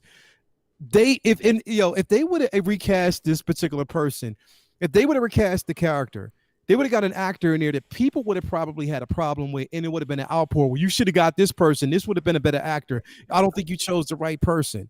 A lot of people were saying, oh, they should have got John David Washington. Too short. No, he's too short. That wouldn't have worked. A lot of people basically said, well, they should have got if they wouldn't have gotten Mahershala Ali to play Blade, he would have been a perfect. Well, no, because it would have always have been an outcry. They would have basically said so much. It's a, you did. So people say, okay, recasting. You get an actor in there to play that role that you don't like, then people talk shit. If you don't have him in there, people are talking shit. Well, and so also, if you do, if you damn, if you don't. Really, that's the way it is. They recast Rhodey. I mean, you went from Terrence Howard to Don Cheadle. That was done. That's because he's a secondary character. Somebody in the chat says brings up Dumbledore. You can bear not that Michael Gambon. I'm not going to compare Richard Harris and Michael Gambon, but when you're recasting Dumbledore, it's not as egregious because you've got big bushy beards on these dudes, and you've got great British actors playing those roles, so it's easier to do. Chad Boseman, and people also forget the impact that character in that movie had on culture too. Mm-hmm. Yeah. And so it's tough. It's easier for us to basically say they should have recast. Oh, all in the game. Like, the movie's not called Dumbledore in the Chamber of Secrets. Yeah, but it's easier for us to basically say that they should recast, but it's not us playing these roles. It's not. And who's to say that they didn't approach certain individuals about playing these roles? The actor might have been like, yeah, nah, I can't do that. Right. Yeah, there's that too. I can't do that. I can't basically portray this character the way he did it. I just don't feel comfortable doing it. What if they did basically reach out to a couple of actors and those actors just said, no, I don't want to do it. I don't feel comfortable doing it right now. He should basically have his space. People should be able to grieve. Like we're saying this, but you don't know behind doors what goes on when it comes to casting these individuals, writing, directing, all of this. We don't know this, but we're quick to say, oh, they should have done it. Who knows? They probably made that attempt. But if no one's in a position or feels as though they're in a position to do it because they want to actually pay homage to that person, they don't feel as they can fill those shoes, then respect that as well. Like, that's what I'm saying. Like, we don't know. We have no idea. We always are quick to jump to these type of conclusions, but we're not the ones. We're not the casting director that's going out here trying to search and probably getting doors slammed on your face every time you find somebody who wants to do it. We're not the director who's actually having to sit down and rewrite, or a writer who has to basically rewrite an entire script after your main your character, somebody who's a friend, has passed away. Now you have to rewrite out of grief that you're dealing with yourself. You're not the person that's acting or may have been acting next to this person the entire time, who's dealing with the simple fact that off screen, you guys had a very close relationship. Y'all were brothers and sisters. Y'all had a good time together. And you were probably talking on levels and spiritual levels that we don't even know. We're not these people, but we're always quick to say, oh, they should have did this. Come on, man. Like, literally. No, like, I agree. I don't know. John Welbacker says, did you ask if Wakandans care about global warming or other issues happening outside of Wakanda in the first film? Well, the Wakandans, they were involved outside. They just kept their involvement secret. Nobody knew who they were. But, I mean, Talokan was isolated. They cared nothing for the surface world. Yeah, but they still exist in the water. And the water of the planet, it's not like the ocean stays in one place. What's going on in one part of the ocean is going to affect their whole ecosystem. And like we have places, we have levels of acid rising in the coral reefs around the world. The fact that there is global warming, the fact that, their ecosystem would be affected by what the surface is doing. And here's the thing. For me, one of the things that's important about science fiction, fantasy, and these is, I guess, it's because like when you read Frank Herbert's Dune, if you read the book Dune, there is so much thought put into the ecosystem of Arrakis, and in the movies they scratch the surface, but in the book, Frank Herbert did so much research, and I guess it's because I grew up reading classic science fiction that I expect a lot from my world building. And the thing is, with the MCU, they have increasingly asked us to buy into a lot of stuff that I can't buy into anymore. It's reached a critical mass of shit that they're doing. Like, for instance, I'll give you an example. If the supernatural exists, we know that there have been sorceresses on Earth for hundreds of years. Now, and we know that there's the supernatural man thing, who is the nexus of all realities. He exists. Ted, he's real. And if we're going to get Blade and the entire vampire hierarchy, where have they been? There's yet another secret society. If you're going to go the Deacon Frost route that we saw in the first Blade, that's another secret society. And if vampires have been, and I have a question, if there are supernatural beings on Earth, and we know there are, did they get snapped when Thanos snapped his fingers? Are vampires who are undead, was Blade snapped? And if he was, how does the supernatural, what do the Celestials think about the supernatural? Are the Celestials in touch with the supernatural plane? If Mephisto exists, we know Dormammu exists. So does Dormammu know the Celestials? And if so, is that plane reachable by the Celestials? And I know it seems silly, but if I'm watching this and the MCU is asking me to buy into all of this, I have to ask. I mean, and the fact that they're not dealing with all of this, and they go, well, Rob, what does it matter? Well, it does matter, because these questions, as I'm watching this movie, I'm going to ask myself, okay, a lot of these people, like the reason that T'Challa's son is as old as he is because T'Challa probably got Nakia pregnant before Thanos showed up in Wakanda and snapped his fingers. That's why their son's like 8 or 9 years old. He's not like 2 or 3. He's grown up, because the 5 years T'Challa was gone, Nakia probably lit off to greener pastures then, because of the way the state of the world was. And I don't think it's not me wanting too much. It's me asking questions about the reality that they've set up within the structure of 30 movies. 30 movies. I mean, there's been no other film series. So me wanting to know, and I always say this on the John Campea show, I'm like, if there are vampires, did Thanos snap them away? And if so, okay, so does that mean, like, could Man-Thing have been snapped away? And if, I guess, and I want to know the answers to these questions, because if these realms exist, and we know that they do, we know the multiverse is real, they have to start reestablishing, because we need a reality. There needs to be a central focused reality where we the viewers are. Not like the Prime universe with DC, where Superboy Prime comes from. But the great thing about the MCU is, if you go back to Iron Man 1, it's only slightly, like, we believe that Tony Stark, that movie goes a long way to making us believe that Tony Stark is a real guy. And part of the appeal is the MCU is always right outside our window. It made us believe that Thor, Captain America, and Iron Man could exist. That was the real trick that the MCU pulled in Phase 1, was to make us believe that those 3 characters, with the Rainbow Bridge and Odin, and a super soldier that was frozen in World War II, and Tony Stark that essentially was a man of today, that all 3 of those characters were introduced and be believable in a movie that led to the Avengers. And then we get Loki and the Chitauri and all that. We believed. It made us believe through careful world building. And now I feel that that footing, that believability, has been chipped away at. Because if you watch Iron Man 1 and go all the way to Endgame, it's amazing that they've taken us on this careful journey where There was world building there. you And still believe, cohesiveness. man. Yeah, there was cohesiveness. You had, and back then, who was the bridge? Like, the bridge was, in the very beginning, we had, Nick Fury, who was bringing people together. We actually saw him. Then you had Tony Stark. Then you basically started seeing these chain of events that were taking place that were just kind of bridging the gap. Like, things were intricately done to a point where it made sense, because the actual effect at the end of this particular film was going to also affect the next film. That's how it was done. And the way they weaved it together was great.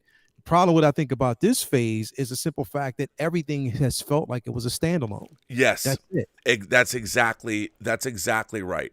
I mean, even at the end of at the end of Iron Man 1, you meet Nick Fury. Let me talk to you about the Avengers Initiative. And you saw it, like you said, it led into the next film. Yeah. Alan Jara 91 says, I saw Let's Wait until the multiverse saga ends, just like how we waited until the Infinity Saga ended. Well, this is going to seem strange, but when I saw Loki, to me, they've pushed the boundary of the Marvel Cinematic Universe way too far into Fantasyland. And they haven't established, I mean, I'll even buy Ego the Living Fucking Planet. I even bought into that. But the Loki series with all the variants at the end of time, and they've gone too far.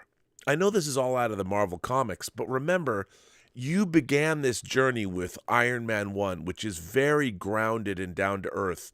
And when you're seeing Tony Stark build his first armor, well, the Mark III armor after Mark I and Mark II, it's very believable.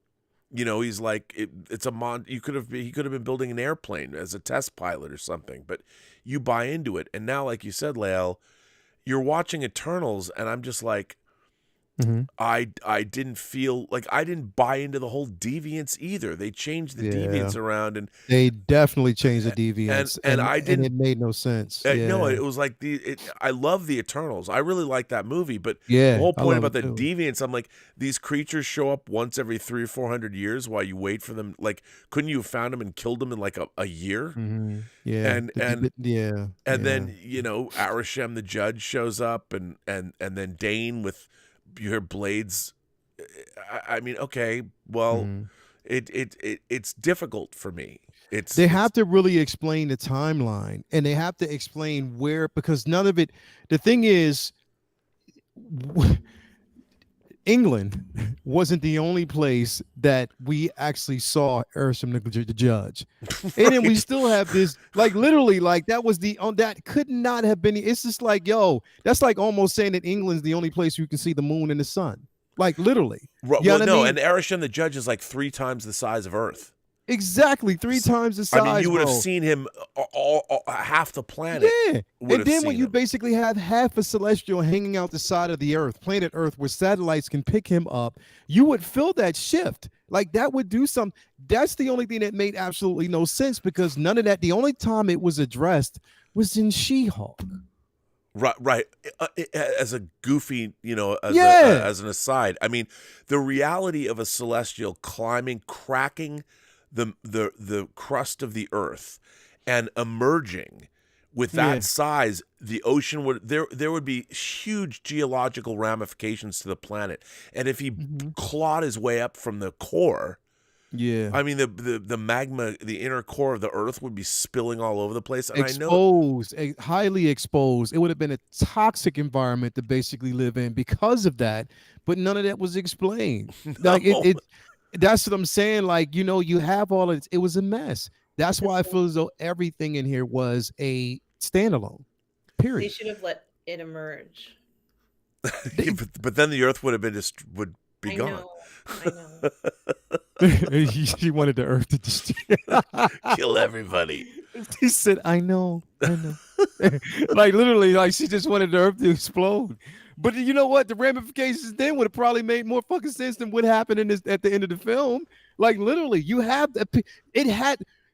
so how many films have we had after Eternals? We've had Multiverse of Madness. We've had No Way Home. We've had now Black Panther. We've had Thor: Love and Thunder. And in none of those fucking films was that addressed at all. And we haven't seen not one Eternal at all. Now, we know that they're off world right now. We know what's happening. Dane should have been at least in one of these films. Literally, it would have made sense. There has been zero connective tissue like it should have been. But again, Kevin Feige at one point said that they weren't going to focus on any team up Avengers films. Then specify that. And if you tried it and it doesn't work, Let's move on and make some shit that's going to work. I got a question for you. What Avengers? Exactly. I There's mean, none. they keep mentioning the Avengers. There's no None. Avengers team. And I if mean, you want to, where? I mean, Did you got. what if connect anything at all? Like the what if, Well, that doesn't. I mean, I guess that's multiverse, like Captain Carter and all that. But they're not even. Yeah. She was in What If, and she was in Multiverse of Madness, but Yeah. was destroyed. And I'm Yeah. like, okay, so of the Avengers, maybe Sam Wilson will come back after he deals with the New World Order, whatever that is. Falcon is an Avenger. I don't know. Wanda's gone. She's not. You got Hulk. Hulk's an Avenger. But other than Hulk and Sam, like, who's on the team? Yeah. Like, and who's financing? Like, there is no Avengers. Doctor Strange isn't an Avenger. And who else is left? Yeah. So it's like you got Hulk and I guess Thor. You got to bring Tony back. You got to bring Tony back, bro. I'm sorry. They're going to have to bring him back. Well, they're going to do that in Secret. They're going to bring everybody back in Secret They're going to have Wars. to bring him back. Like, literally, they're going to have to bring him back because the thing is, the absence of him and Cap. I'm sorry. Like, if anything, if we're feeling the effects, it's we talk about T'Challa. Yes, there's an absence there, and we know we want to see that story continue. But there is a huge absence of leadership in the MCU, period, right now. There's no one who you can actually hand the reins off to say, yo, you're leading this squad. You know what I mean? Like, this is where leadership is. Like, there's no one capable of doing that. Namor can lead. You know what I mean? Doctor Strange, a mess. That's not going to work. No. Thor, hell fucking no. Neither one. He's no. Hell no. He's more of a beach bum right now than anything else. Like, they just made him it's tomfoolery with him. It's just a buffoon. Like, literally. So that's not even believable at all. So again, I mean, it's right now and I'm hoping that this meeting that they so-called had, I'm hoping that they were able to sit down and recalibrate and do something totally different. Come around and I'm hoping that they formulated some type of an idea, because what we're seeing right now, nobody, not at all. Yeah, I mean, like Mmmm said, they should have just destroyed the Earth. I know. And started with Somebody needs to clip that. That was funny. We will. Let's do that. I'll do that. But I mean, hang on. There's more. There's some pretty good. Everybody, there's some good. There's some good super chats. Yeah. Sonny Dominguez says the things you wanted to see from Namor. Perhaps we could see him be the cavalry one day. In the Kang Dynasty, Galactus, or the next big villain. Will they? Oh, I read that. But thanks for that, Sonny. Bert says, do you think Wakanda Forever's somber and grief aspects might deter people from repeat viewings? The last I was emotional due to a movie was 2008, since I saw Schenectady, New York, and I never thought an MCU movie would make me shed a tear. Do you think that this will, the emotion of it all will stop people from seeing it multiple times? No, not at all. I think people have been waiting for this film forever. They're not gonna. If they want to see it, they're gonna go see this film. I know every day for the past 2 days, each theater that I've gone to, it's been packed to the point where people are fighting for seats. You're in my seat. No, this is the number that I'm supposed to have. I heard that all day at the theater, like literally. I mean, people were bringing. Wow. Okay, here's the thing, moviegoers, everybody out there who's watching right now. There's one thing that you do not do when you're going to a film and you know that everybody else is going to be there. If you know that, number one, if you know that you don't have a babysitter, right? If you know that you do not have a babysitter and you take your 3, 4, or 9-month-old child, or maybe a 1-year-old, to a film, and you know for a fact that that child is not going to be stable and it's going to be disruptive, and in moments where we're supposed to be dialed into a scene and that child decides to scream, laugh, cry, or whatever, but yet you don't take the child outside the theater, you just sit there and allow it to happen. Is that fair to other moviegoers? No, it's not. Is No. that fair to them at all? So I say that to say and ask that you please take that in consideration Yeah. because you are Please be fucking kind. up the experience. I mean, where's the social contract? Come on, people. Come on. Look, I agree. And why is it like here's what I don't understand. It used to be that when you went out into the world, you go out and you're going to an event like a movie. You've paid to see the film. And again, it used to be, I was talking about this earlier, that when I was growing up, you'd get out, when you do something where you're getting outside of yourself, meaning when you're going to a movie, you're going to see the film. It's not about you. It's about the movie. You're going to see the movie. You've paid to see the movie, and everybody in the theater has paid to see the movie. So if you are doing anything that is imposing on the rights of other people to enjoy that film that they've paid for, you're the fucking asshole. Yeah. That's you pick out. Now we have phones. I swear to God, when I was a teenager, if people had cell phones, I would have either gotten thrown in jail because I would have eventually gone postal on somebody with a phone talking in a movie theater or lights on. That's why it was incredibly gratifying last night to see the behavior of a giant theater full of a very integrated audience, disparate people from all walks of life. Everybody put their phones away. No one said a fucking word when that movie started. It was amazing to see, except I heard the emotional exclamations from people. I heard people crying, and some people would be like, oh, man. Like, when a character meets their fate, the audience, I thought, shit was going to go down because there was people that were pissed.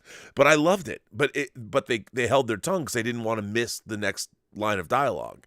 It was a very respectful audience, and that's the way things should be. Bro, the thing is, to answer somebody's question, yes, I have 2 daughters of my own, but mindful enough to know that if I'm going to a film, if I can find a babysitter, I'll do that. Or if basically I know I can't, I'm not going to go and ruin the experience for anybody else. There's no excuse.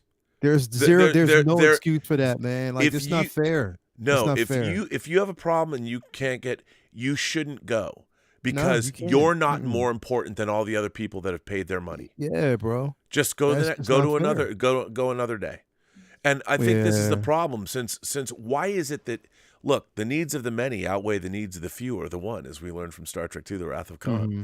And this idea that you should just be able to do whatever you want, whenever you want, when you're in public is part of the problem with our country right now. Yeah. Where is polite society? Where is the understanding that if we've all paid the same amount of money to go see a movie, why are your needs, why do they supersede the needs of the rest of the people that are in that theater? Yeah. They don't. This is like, yo, when you like, if you're sitting there, right? Like, common sense, bro. Rob, I walk around even today, bro, with I never turn my phone is always on silent, even now. Me too. It's always on silent. When I keep it on silent, it stays on silent. Yep. So I know I don't have to just switch that button off or it's not going to go off inside of a theater. Why is it that literally, like, why can't you just switch your phone off? Like, these are things that I think about when I'm in the theater, and I'm like, yo, if I was just that guy, just that dude that would just smack a person's phone out of their hand, but I'm not that type of person. But I'm just like, yo, you have to have a level of courtesy for the movie going experience and other people that are there to enjoy themselves. Like, literally, like, that's, please just have the common courtesy because people want to enjoy, man. Like, that's all we want. That's where I'm to the point where if there's a silent moment on screen, I'll lightly chew my popcorn so it doesn't crunch. Dude, me too. Everybody, I will lightly chew it, and I won't have my bag rattling. I'll wait till it gets loud. Yep. And when it gets loud, I'll open something up real quick. Like, that's how I am involved. I am so respectful for the movie going experience that I'll make sure that I am not loud. I'm not talking. I'm not causing a ruckus. None of that. I don't fart. I'll go outside the theater if I have to go, and I'll come back in. I'm not going to crop dust everybody in the aisle. That's disrespectful. I'm not going to do stuff like that. I'm just very respectful during the movie going experience, man. I love hearing you say that. And I'll tell you, like, I almost got in a fight at the Hollywood Bowl a couple years ago. I was at a classical concert, And this group of people, there was like 10 or 15, young people in their 20s or whatever. Yeah. They were kind of drunk, and they were talking in a classical concert. And I finally turned and I said, hey, you guys, can you keep it down? And they started giving me shit. And I did a little pushback. And I guess because I'm older. Look, I was jumped once by 4 dudes, and they beat the shit out of me. After that happened, I mean, I had cracked ribs and a broken nose. But after that happened, any fear that I would have had in those situations, I lost that fear because I had to stand up. So nowadays, and because most people are cowards.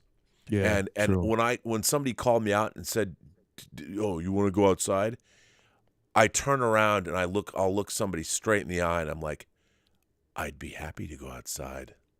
Let's go." And people freak the fuck out because they don't expect you to say that shit. Yeah, or like in movie theaters, I don't say, "Could you keep it down?" It's better to do this. If you don't shut the fuck up, I'm going to slit your throat from ear to ear. Because just asking, could you please keep it down? Then people like that, you gotta. That doesn't work. And then you get people they'll come back with a gun and shoot you. But it's better if you freak people out and just be like, be very calm. If you don't be quiet, I'm going to cut out your tongue and your date's tongue. I won't go that far, but I mean, tell a kid. But once do you want to go home and eat your Halloween candy? Because I'm pretty sure you have some left over. If you don't shut up, you won't make it out this theater. Yeah, and I'm telling you, what's so weird is that when you tell people to be quiet now, they get offended. Like you're fronting them, and they'll want to box, or they'll want to do something even worse. And I'm like, when did you, who are doing something that's completely rude? I mean, this is the problem with our country, with our phones and all that. We've all become the center of our own worlds where nobody else matters. And I'm like, no, you go out in the world, you don't get to do what you want to do. You got to beat the world on its own terms. But yeah, people that go to movies and I have no tolerance for it at all. Yeah. I paid to be in this room, and so did you. So we're equal. And why the fuck are you talking? Why am I listening to you at all? Yeah, like, why is there a conversation? Why? I don't know. Hate it. Hate it. The movie. And now as I get older, I kind of don't care anymore. I mean, that's when I like to talk like this. Mm-hmm. People are like, wait, what did you just say? You heard me. Morgan Holmes says, my favorite scene from Wakanda Forever was Shuri and Killmonger. He basically said, you can just take a path, an evil path, but you just have to make a choice. Look, I love that scene. I thought that was great. Mm-hmm. And that's why she saw him, because she was filled with vengeance. Mm-hmm. And that's when your ancestors straighten you out. Yeah. You're on the ancestral plane. That's what the thing is, look, Killmonger's cycle is a psycho, but he made a lot of valid points. Well, when you're sitting there from the afterlife, you have to learn something. Yeah. Mm-hmm. It's like, hello. Mm-hmm. Our friend RRTNZ says, Hail Rob and Lael. Wakanda Forever was a mixed bag for me.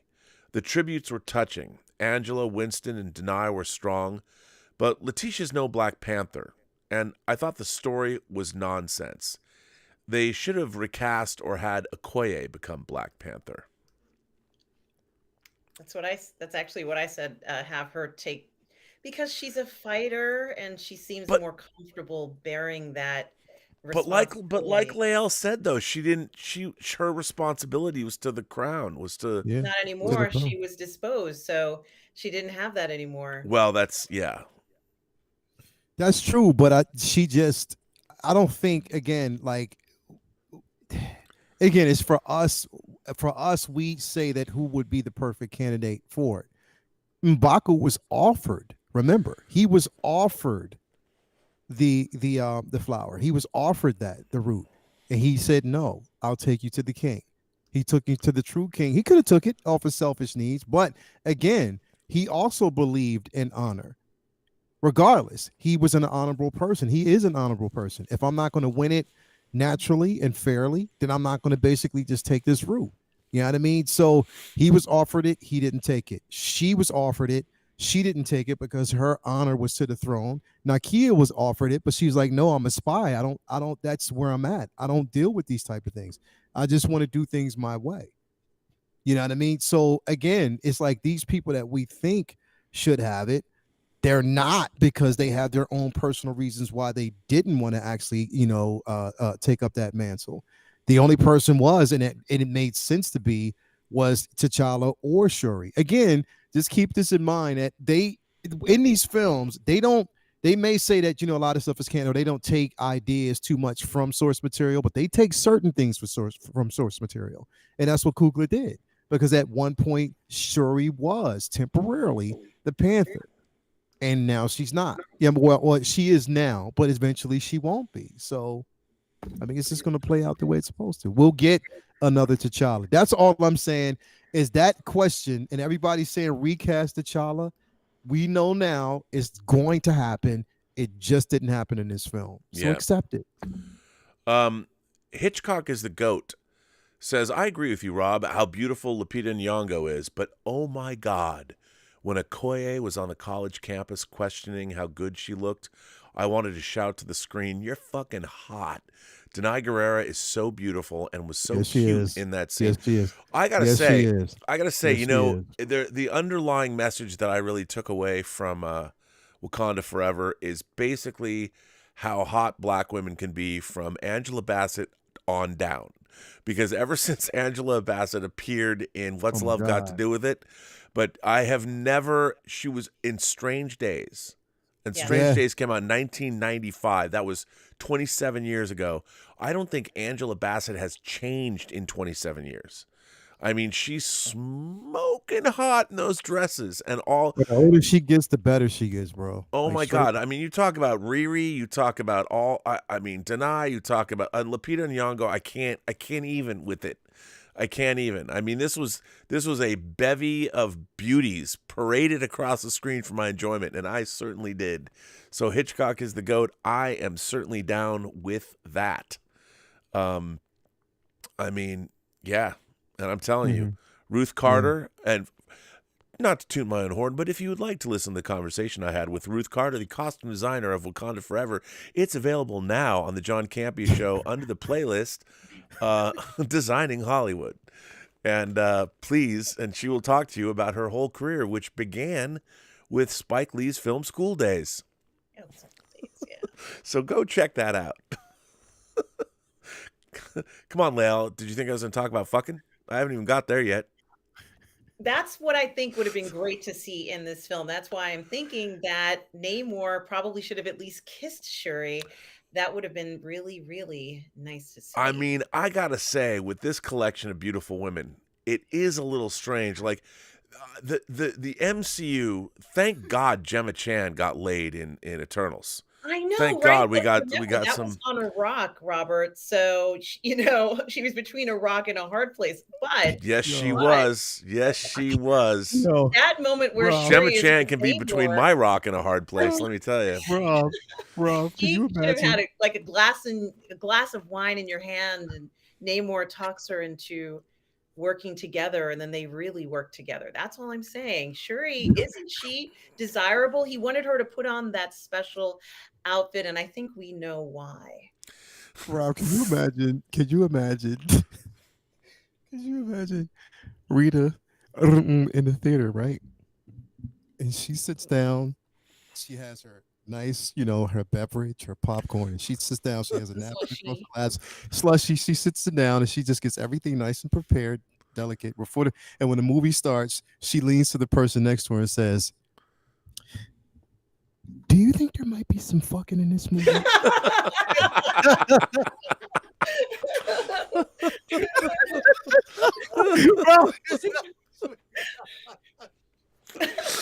God. Oh, I can definitely see that happening. Some shit like that.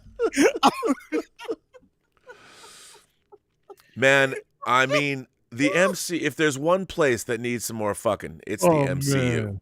I'll take it a step further. Riri is a college student now, and she's hot too. She's hot. For those of you who have been to college, MIT, maybe there's more men than women. I don't know. But honestly, I remember being in college and I was dating like crazy. And, I feel like they should have explored that a little bit. Dating, wink, wink, nudge, nudge. Absolutely. She's a college student. We already know what goes on in college, everybody. Yeah. Come on. Well, to be fair, unfortunately, in real life here in the United States, women are outnumbering male college students by a wide margin, more than in the history of this country, because men are not going to college anymore. I mean, they are, but not in the numbers they used to. Mm-hmm. Which means, boys, if you're going to college, it's now a target-rich environment with enough to go around for everybody. Just be respectful. Well, I'm just thinking that maybe she would be that way because she's so charismatic. She's a fun girl. Certainly, an intelligent woman, and would probably want some companionship. That's all I'm saying. Let's make her like a real college student. At least that's how I would see her. She would have an OnlyFans account now. Come on. she needed so she doesn't go into student debt at some place like MIT. It's the OnlyFans engineering account. Yeah, that's right. You can watch me build this armor and I'll leave my shoes off so you can look at my feet. I love it. I love it. Gosh. Because she doesn't want to disrespect her parents, so she'll only have her feet exposed. Mm-hmm. Please, Riri, tighten that nut. What the fuck? I have the tool in my hand. Look, we made Lael lose it again. That's some lubrication. Wow. Can you oil my nut as I screw it in? We're gonna have to do that, aren't we, guys? Well, hey. We did, in a sense, to be fair, we did get a bit of sensual sexuality in this film between Vantessa and whatever. Remember, she said, "I'd like to come over and jump on your Peloton." Remember that? Right. That was a moment. Okay. And all right. That was a bit of True that. All right. sexual tension in between in that movie. So we did get a bit of it. It was there. Remember? And they were married at one point. So we know that there was that tension there. Even when she looked at him and said, "You're looking good," that's why she made that statement. So wait a minute. So are you saying that in Wakanda Forever, when you have the hottest bevy of black women who have parading across the screen since Pam Grier started her career in the early 70s, are you telling me that the only people that wanted to fuck were the old white dude and the old white lady? Pretty much, What? I guess. What? Are you kidding? I mean, here's the thing. You listen to the music they play in Wakanda. That place, Yeah. Wakanda should just be one big fuck fest. That place has got to be sensual as hell. Are you kidding? Do you know what I imagine? I imagine, like, with all the plant life and stuff, I bet they have the great, like, everything smells like a tropical, when you go to like the tropics and you smell the flowers and you're having a Mai Tai in your hand. I mean, I bet they make incredible drinks in Wakanda. I mean, I want to see a Wakandan club. There's got to be clubs in Wakanda. Can you imagine the DJ action? They probably have like live music. You know what? If Ryan Coogler makes Black Panther 3, I want to go to a Wakandan nightclub. I want to know what that's like. Because, man, they party. Wakandans party. Let's go. Yeah, hell yeah. That would be pop. That would be dope. I'm going to see that. Actually, why not make a romantic, the MCU has never done an erotic thriller.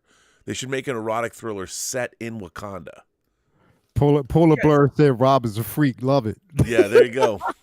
I am a freak. As anyone who watches this show, John says bring on the filthy. I say bring on the fucking. Let's see it. John says that? John says bring on the filthy? Bring on the filthy. That's the slogan for the show. That's one of our slogans. Somebody said it. Yeah, somebody said it years ago. The problem is it's not really backed up on the show. I know, it's like you're not allowed to be filthy. Like I can't. They restrain you so much. It's like I'm totally restrained. I can't. Yeah, and when I say something bad, well, I'll tell you, I make some. It's funny. Aaron and Chris can be filthy, but if I say something, I'm like the old dude. I'm talking with the younger girls, and it's weird and creepy. I'm like the old, like you're a dirty old man. Yeah, I'm the old inappropriate uncle, and it's as if my time has passed. Yeah. Oh well. Yeah, that's not nice. What can you do? I thought they had a button that they'd press if you said something. They're like, he's going to say something. Oh, no. And, okay. No. Sonny Dominguez says, this is a good point. Shuri had to be the Black Panther because she, as a scientist, had to test it herself, not wanting to be responsible for anyone's death, meaning the flower, I guess. She had to step up and fill the void for that desperate moment. She knows she is a placeholder, maybe now until her nephew grows up. I think, Lael, you made that. You made that point. That's a perfectly said. That's a perfect. The thing is, it's a temporary position. She's not going to be, because that's not her place, and now she has to be the queen. She doesn't have a choice. She's the heir to the throne right now, so she doesn't have a choice. She doesn't want to actually hold on to that. Now she gets to groom her nephew. Now she knows basically her nephew is coming up, and she can prepare for that. You know what I mean? She gets a piece of life back, and now, but then again, it's like the fear of losing him now. Maybe she can make sure that there are certain provisions in place that doesn't happen. But that's it again. This is temporary, and even the MCU knew it was temporary for right now. So I mean, we're going to get it. It's going to happen. Yeah, absolutely. Alex Detman goes on to say, speaking of the admirable Chadwick Boseman, who secretly was battling cancer while filming his last 2 films without anyone really knowing his struggle, that is some John Wayne grit. Yeah, he was a warrior, man. He was a warrior. Through pain. Like, just imagine going through so much excruciating pain. You know what I mean? Because it was colon cancer, wasn't it? Yeah. Yeah. So just imagine that you're going through that much excruciating pain, but the show must go on, and you just, to the best of your ability, you just ride it out, like literally.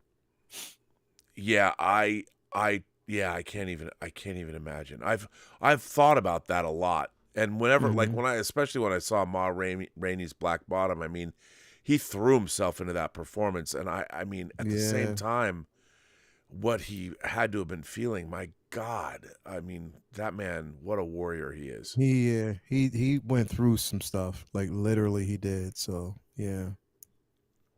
Oh man, but Alex, it's a great point. Son of John says, I haven't seen Wakanda Forever, but I've already heard a lot, and an interesting thought comes to mind.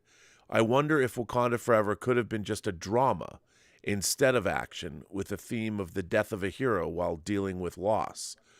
I mean, I think they could have made it a drama. They didn't necessarily, but then it wouldn't have been. I mean, ultimately it is an MCU movie, and it's built into its DNA. It does have to be a quote unquote superhero movie. Yeah. I mean,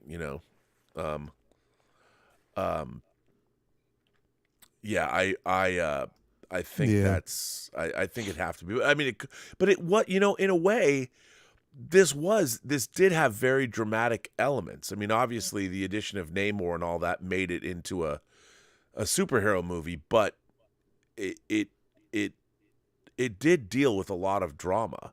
And I have to say, the end with Shuri sitting on the beach and then meeting T'Challa's son, I found that incredibly moving. Yeah. And that last montage of him or of her thinking about him was, man, people were losing it. It was, and that's what I'm saying. That's when the lady, when you can hear her visit, like just sobbing a bit, and I think that's what it was. I mean, this movie was not just for anyone or those in the film who experienced loss, but it's for anybody who's actually experienced the level of loss. And I think it, really, really touched on those things. And again, like, they made peace in this film. Now it's time to move forward with it. And I think the next film is going to get back to form. It's really going to get back to form. So we'll see it. This was a grieving film. I have heard from someone I trust who's never steered me wrong that Quantum Mania is incredible. That it's a great movie.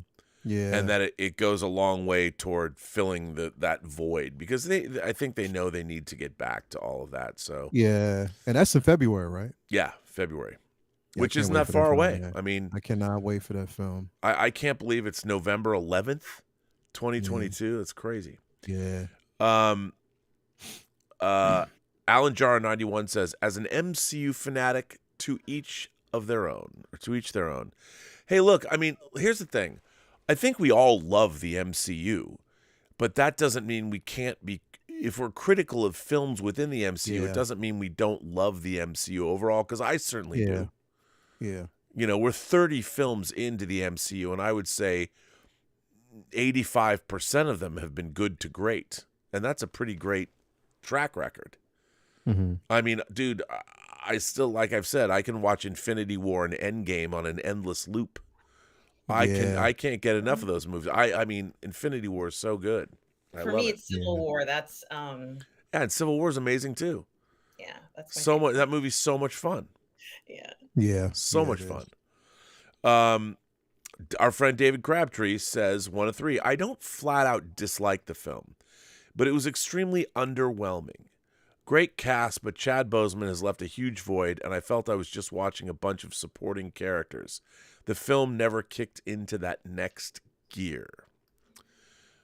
I mean, there is an element of truth, I think, in that we were saying earlier, it is missing that central performance. And while I liked all the characters, the actors are great, I liked all the supporting characters, and Namor is certainly a great nemesis. I think it did miss, but the point is that absence, that void, was kind of what the movie was about. So even though he wasn't there, his presence was felt, and he still affected all of the other characters.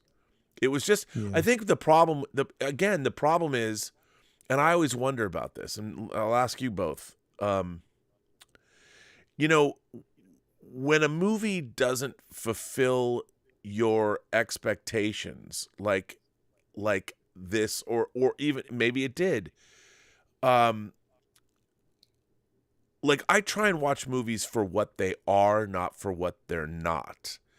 And for what this movie is, like I said, it's wildly ambitious, and there's a lot to love. Yeah. And is it possible to like a movie and understand, like, obviously this is a Black Panther movie without Black Panther. I mean, there's somebody but Black Panther is T'Challa, is Chad Boseman. You knew him when he was introduced in Civil War, that you love this character. We've seen Black Panther in Infinity War. We've seen Black Panther, obviously, in Black Panther. So his presence being gone is a huge handicap that you have to overcome. And I think this movie actually kind of did it because of what it did do well. I thought it did very well.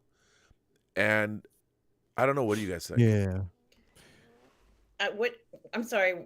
The question is, can we still love? Well, yeah. Can you still love this movie, even though it's missing the central component that you fell in love with in the first place? Yeah. Well, yeah, but Black Adam was like that. I mean, you mentioned that the story was not quite what you'd hoped for, but there were other elements in it that I enjoyed. So, you know, I guess the answer is I could still watch the film and enjoy it.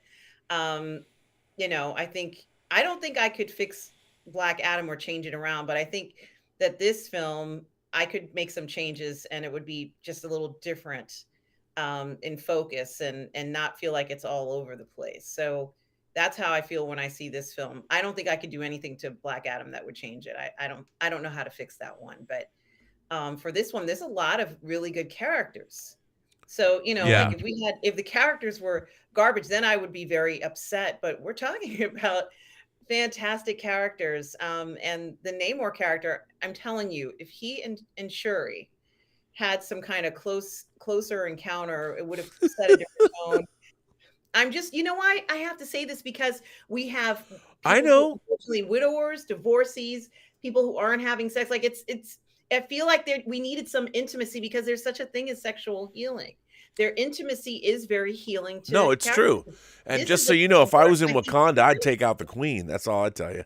I wouldn't. Yeah, Angela Bassett and I would be stepping out. Well, I wouldn't.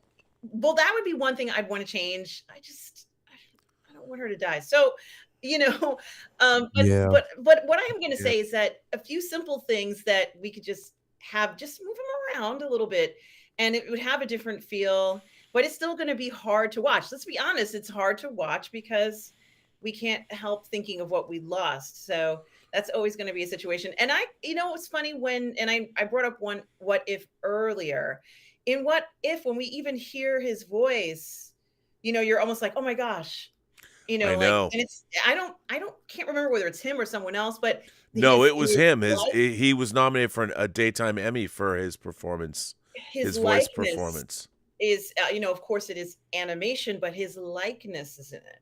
And so it's kind of like, oh wait, so maybe that's the last performance of him, let's say, as this character. And even that, is difficult to watch in a sense. But There's somebody in the chat, all in the game, says she's barely a teenager and he's centuries old. What's wrong with you? Talking about robbing the cradle. The man is centuries old and she's a teenager. You can't have that kind of hanky-panky. You'll never find anyone. There has to be somebody for every person. I mean, I just think that they could find a connection. Like, they made a connection, didn't they? They made a connection in this film. If I was centuries old and could hit that, sure, why not? They practically were drinking wine together. Like, this was going to be, she went over his house, essentially. It's like she went for a night at the guy's house, and he gives her a dress to wear, a shirt to put on. What else would presumably happen next? She's attractive. He's smoking hot. I'm just saying, He's absconded with the princess of a foreign land. Yes, they can't, come on. He did, but remember, she's a princess. I mean, he's not. You can't deflower the princess. That could be problematic. Well, what if they fell in love? That's all I'm saying, because maybe she needs. He's hundreds of years old and she's a child. Well, something, I am not going to say that Namor is completely devoid of being able to fall in love with someone, especially someone as sweet as that girl. That's true. It's funny. Well, he falls in love with Sue Storm. He falls in love. Yes, he does. Yes. Sue Storm, he has, pretty much almost a close-knit relationship with Storm herself. Mm-hmm. You know what I mean? So he's been around. You know what I mean? He gets his rounds. We just have to basically, you know what I mean? We'll definitely. I mean, the thing is, the progression of this character is yet to be seen. You know what I mean? There's so much. There's layers of Namor. I mean, because he didn't really display the level of arrogance that we know. I mean, he slightly displayed it, but he is an arrogant dude. And we'll see it eventually. Now, David Crabtree sent in two more parts to his question. He said, I just couldn't get invested in Namor. He didn't give off that presence I want from the film's main antagonist. Everything involving him and his underwater kingdom was disappointing to me. Angela Bassett was awesome, and I think the best part of the film. Lastly, it's always great to see Lake Bell on screen. Overall, I was just sorely underwhelmed, and I'm ready to move on to Ant-Man. Is there a director's cut of this movie? Oh, I'm sure it's 5 hours long. I don't know. They've never done Marvel's never really done a director's cut. This is what I'll say. Go into every movie. I'll tell everybody now. Go into every single Marvel film with zero expectations. Period. Just go into it with zero expectations. Don't go into any of these movies with a high expectations for something. Don't. Zero expectations. And on top of that, don't even watch the trailers. Don't. Just go watch the film. Well, I wish we lived in that world, because that's what I would do it that way. Trailers and stuff. So, but. Me too. I'm just telling everybody else not to. I know. I mean, I think what I understand where it's funny because it also is what you're looking for. I mean, I get there's been a lot of the lack of like some fucking. Well, no, but you are looking for some fucking. Well, but here's the thing. Here's the thing. Maybe not just implied, like, but in this, because I don't think that R-rated sensuality really belongs in the MCU, because it's a 4-quadrant movie. It's for the whole family. I understand that, but I do think that it would be nice if they addressed these issues. Like, look, man, I'm straight, but I look at Steve Rogers with his shirt off, and even I'd fuck him. He's that pretty. And did Black Widow notice? Like, wouldn't Black Widow want to be like, ooh, can I come up and put my hands on your pecs? She's that way. She's like, so are you going out with this person? Like, she's looking. She's looking. Look, and by the way, during Infinity War, after Civil War, I don't care what anyone says, Captain America and Black Widow were an item. Everyone's like, but she loved Hulk. I'm like, she loved Hulk the way a 9-year-old boy wants to love somebody. No, they didn't hook up. Steve and Natasha are soldiers, and they were out there, and things happen. And remember what Jennifer says, Captain America, fuck. So, anyway, I'm just saying, it happened. John Wellbacker says, there have always been bad male characters. What is happening now is that there are more non-male good characters. It isn't oppression to now also have a mix of female and male quality leads. Look, I agree with you, but I mean, for me, it doesn't matter because I've grown up watching thousands of movies with heroic male leads, and they're not going anywhere. I have them right on my shelves over there. I kind of like to see the I've always liked kick-ass women all the way back to like Ripley and in Alien. So I don't mind that. And the problem is when we're getting rid of our male characters, there is the inclination, and let's face it, the audience for these movies is not just men. And that's the thing I think that people forget, is that these are movies made for a worldwide audience. And a worldwide audience that did not necessarily grow up reading comics, and if they did, they weren't grown up. They didn't grow up reading American comics. So by having female characters, they are trying to appeal to the other half of the population of the planet. So movies are a product to be sold. They are a consumer product that is meant to be sold. And yes, there's obviously there's an artistic component, but for the most part, they're selling a product that they want the biggest amount of people to buy. And, let's face it, when Black Panther was being made, there was a question: would people accept a $150 million tentpole movie that had a predominantly black cast? That had never been done before, and that was a huge risk that Marvel took. And it might have worked in the United States, or it might not have traveled worldwide. It was a huge risk that Marvel took, and they won. They won that risk. And so this movie, in a way, here's a movie that celebrates black women. A tentpole $200 million movie. From that perspective, I'll tell you, the 10 black women that were sitting behind me last night, this movie probably meant more to them. This was not some Tyler Perry romantic thing. This was not Medea or something. This was watching a bunch of unbelievably beautiful, very capable black women kicking ass, being president or being queen. The women behind me, they were so invested because I could tell how they had an incredible emotional reaction. At the same time, when Michael B. Jordan appeared on the screen, they wanted some fucking. Let me tell you. So let me ask you both this question, because both of you have an extensive superhero comic background knowledge that I do not possess. My question to you is, are these characters, these superhero characters in the comics, having sex? Yeah. Yeah, they are. How elaborate is it? Yeah, they don't. I mean, they don't get. I mean, Reed Hickman's run on X-Men. Power of X and House of X, but no, they do. It's just they don't linger on it. You'll see characters in bed together. I mean, all the way back to like in the early '80s when I was reading one of my favorite Wolfman and Perez's New Teen Titans, Nightwing and Starfire were a couple, and Donna Troy had her husband Terry. Yeah, and so you knew these characters had adult lives. I mean, I don't necessarily think that they belong in. It was nice to see Eternals broach that subject when you actually saw what they could actually do. But yeah, I do think that there should be more of that. I do feel that there is a problem.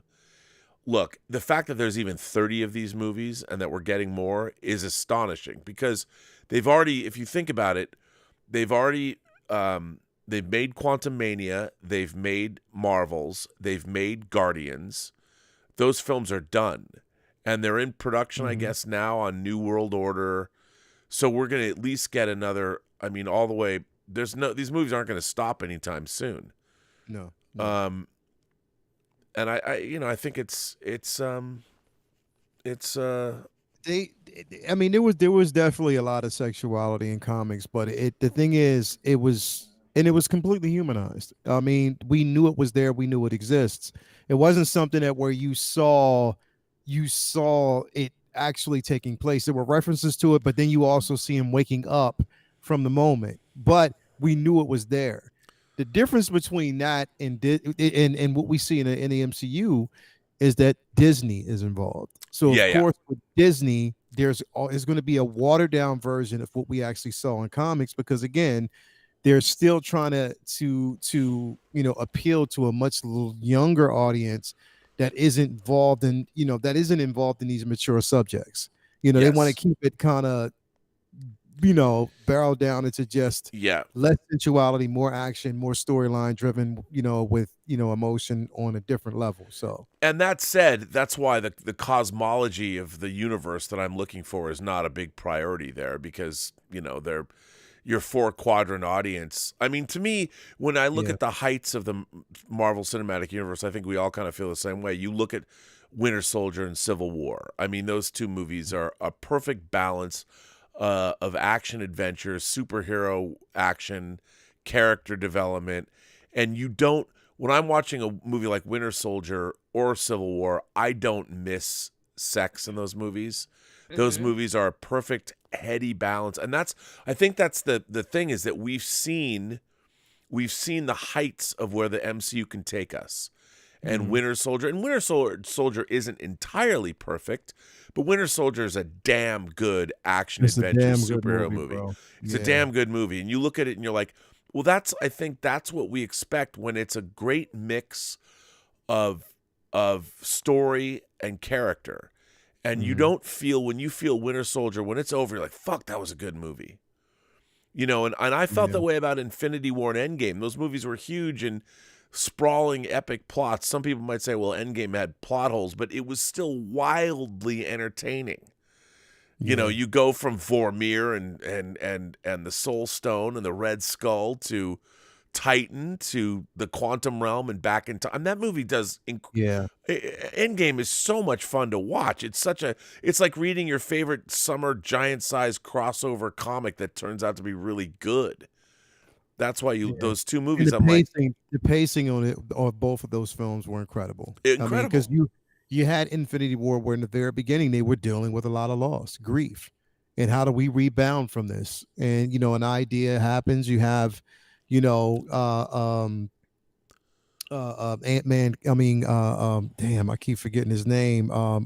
Scott Lang, coming through with the idea. Which it would be interesting to find out. Hopefully, I was hoping, bro. I was hoping that in Quantumania that there's a reference to how Scott Lang figured out time travel, like how within the amount of time that he was there, if there was some influence, like say for instance, if Kang gave him the idea but told him that idea comes with a cost, now you have to pay me back. Right, I mean? Which is it. That would be incredible. Look, I still think the way that they're gonna introduce the Fantastic Four is they're gonna find the Fantastic Four in some cell in the quantum realm. And they are from the 60s. And because I mean, I would love to see that if they open a door and all 4 of them are locked away somewhere, because time's different, and so the Fantastic Four are actually from the 60s. I think that because that would explain they went up in their rocket and no one ever saw them again. Yeah, and they were something like that. By the way, Sonny Dominguez sends in a tip and says, Sonny, thank you. We can tell who the horniest person on the show tonight is, and it ain't Rob or Lael. So there you go. There you go. John Welbacker says, laying groundwork for mutants isn't poking fans. It's laying foundation to say they are around. You can't say it isn't elegant until they actually intro them. This might be important groundwork. Well, I'm not saying it's not, but I think it's clumsy. I think that the only because the importance that mutants have in the Marvel comic universe. And I understand that they're fighting about the fact that they're pushing back against the fact that they didn't have the rights to mutants. But again, you're going to have a problem in the sense that, I mean, mutants have been around since ancient Egypt. You know, and are we going to find out that I'm really curious how they're going to do it. I mean, I still think that they should go back to the no more mutants, you know, and that Wanda sent all the mutants away and they were here all the time and she altered history and we're living in the House of M storyline. It's just opposite. The mutants are gone or whatever reason. But it's going to be weird. I don't even know. I don't know. How do you bring back the mutants and make them work in the MCU as it exists now? And now that we're saying, okay, Namor's a mutant, Kamala's a mutant, so are there other mutants here? Like, where are they? Where have they been? I hope that what they do is just sprinkle a few, like, so if we find out Kamala is, we find out Namor is, I hope that they stop at a certain point and say, okay, well, now that maybe they do it in a way that, okay, they don't want to be discovered and they think it's a problem that Kamala, you know what I mean, that they are out there and they know that there's a fear of discovering who they are, so they don't want to be discovered and they think that what Kamala and Namor is doing is completely wrong, you know what I mean, and they're trying to stop them from the exposure. Like, they just know, you know, maybe that, you know, Professor X or, you know, Charles Xavier, you know, being with his powers, you know, he's had direct connection to different versions of himself in the multiverse, who is telling him like, yo, you need to keep people quiet because there's a storm coming. And once they find out who you really are, things can get worse. You know what I mean? So maybe there's, you know, there's different ways that they can actually do this and bring them in. I just hope that it's done tastefully and it's done in the right way and it's not just thrown in and shoehorned in. Yeah, I mean, look, there's just stories we haven't heard yet. You know, there's mutants have been here all the time. I mean, but we just haven't heard their stories, because if you think about the big events that occurred, like, well, where were they in the Battle of New York? Well, that battle lasted a couple of minutes, like half an hour, you know, and why would the mutants reveal themselves? I mean, who's to say Xavier's School for Gifted Youngsters isn't down Grey Malkin Lane? You know, and it's there. It's been there the whole time. We just haven't known it was there. Exactly. Just like there's vampires and sorceresses and Man-Thing and all kind. Like, I don't know what's going on in Harrisburg where you live. I have no idea. Like, you could have an entire mutant enclave there, and they go shopping at the mall and do normal things, and I wouldn't know because I don't live in Harrisburg. Yeah, put it that way or something. Skillmonger says we need an Andor style MCU show to fill things out. I mean, look, I'll tell you this. Having read the scripts for Secret Invasion, I really liked Secret Invasion. And Secret Invasion goes a long way toward delving into the ramifications of what happened at the end of Captain Marvel and how we've seen Nick Fury in space. Yeah. So I really liked the scripts for Secret Invasion, and I really liked where it went.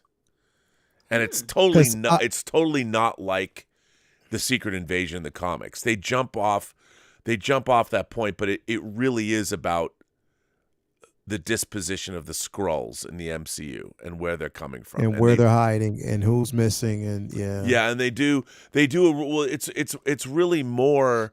The storyline is more like there's a group of Skrulls like Talos, and then there's another group of Skrulls that don't believe in what Talos believes in, and they don't like to be relegated to a certain way of life.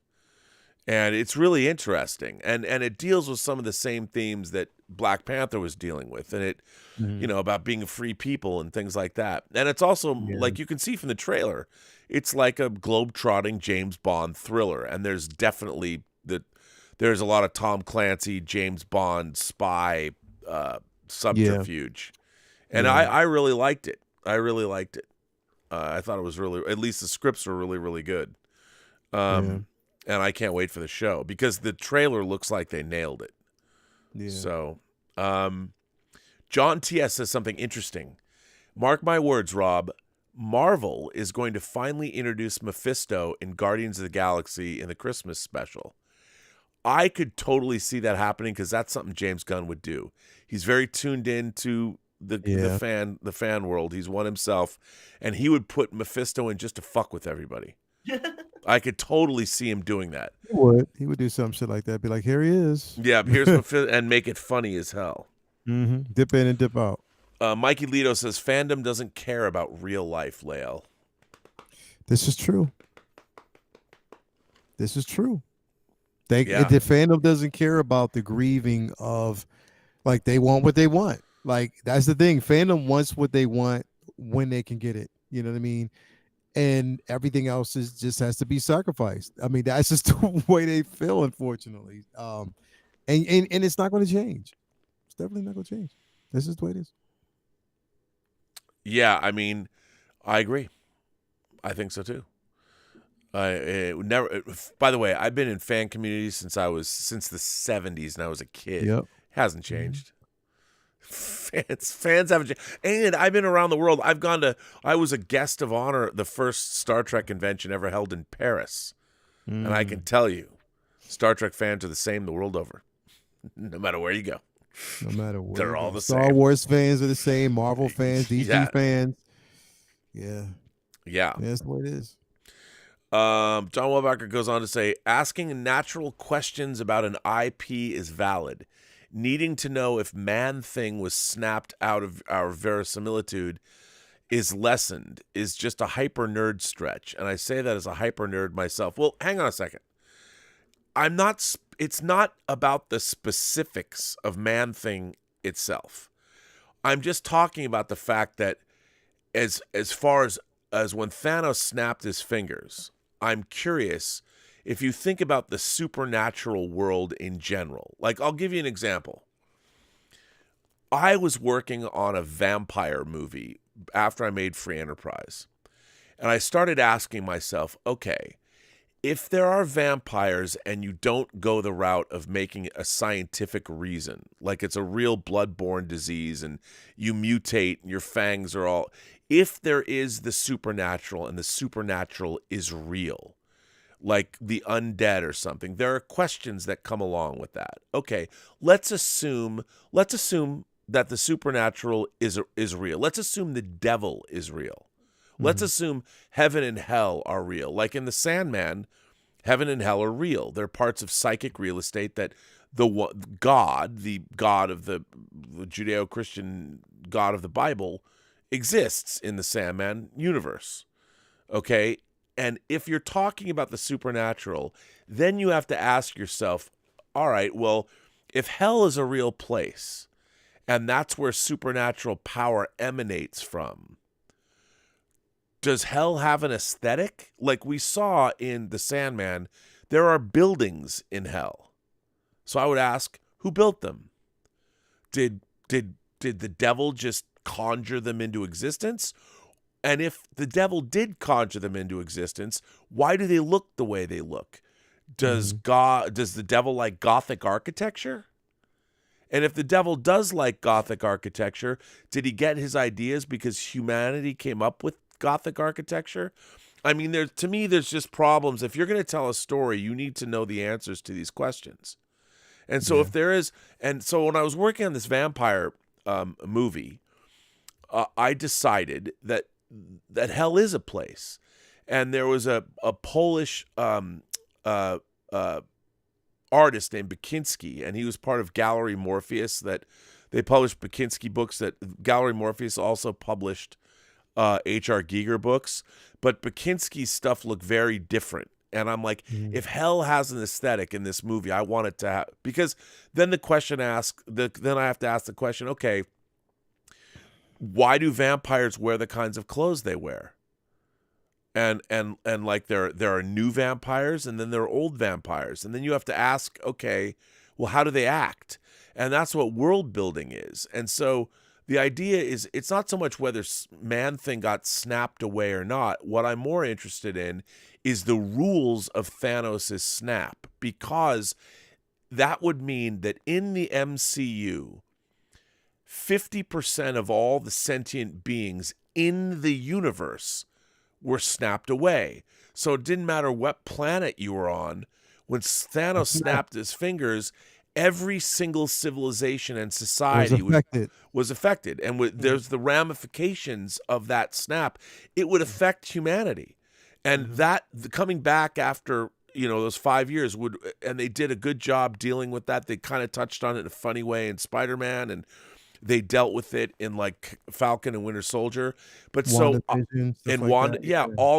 got to see Monica Rambeau come back. We saw it in Black Widow, the ramifications of.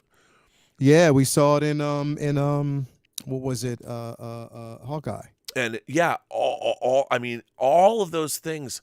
And so then I would ask, all right, this is a significant event. Now, if you're a religious person, you have to ask yourself, all right, if it was possible for you to be snapped into non-existence, where did you go?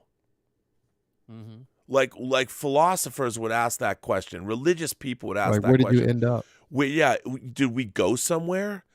And if you did go into non-existence and you realize that the Infinity Stones, what's going to happen when the religions of the world start dealing with the cosmology of the universe that we never knew before? Like if you're a devout, how does the Pope deal with Dormammu?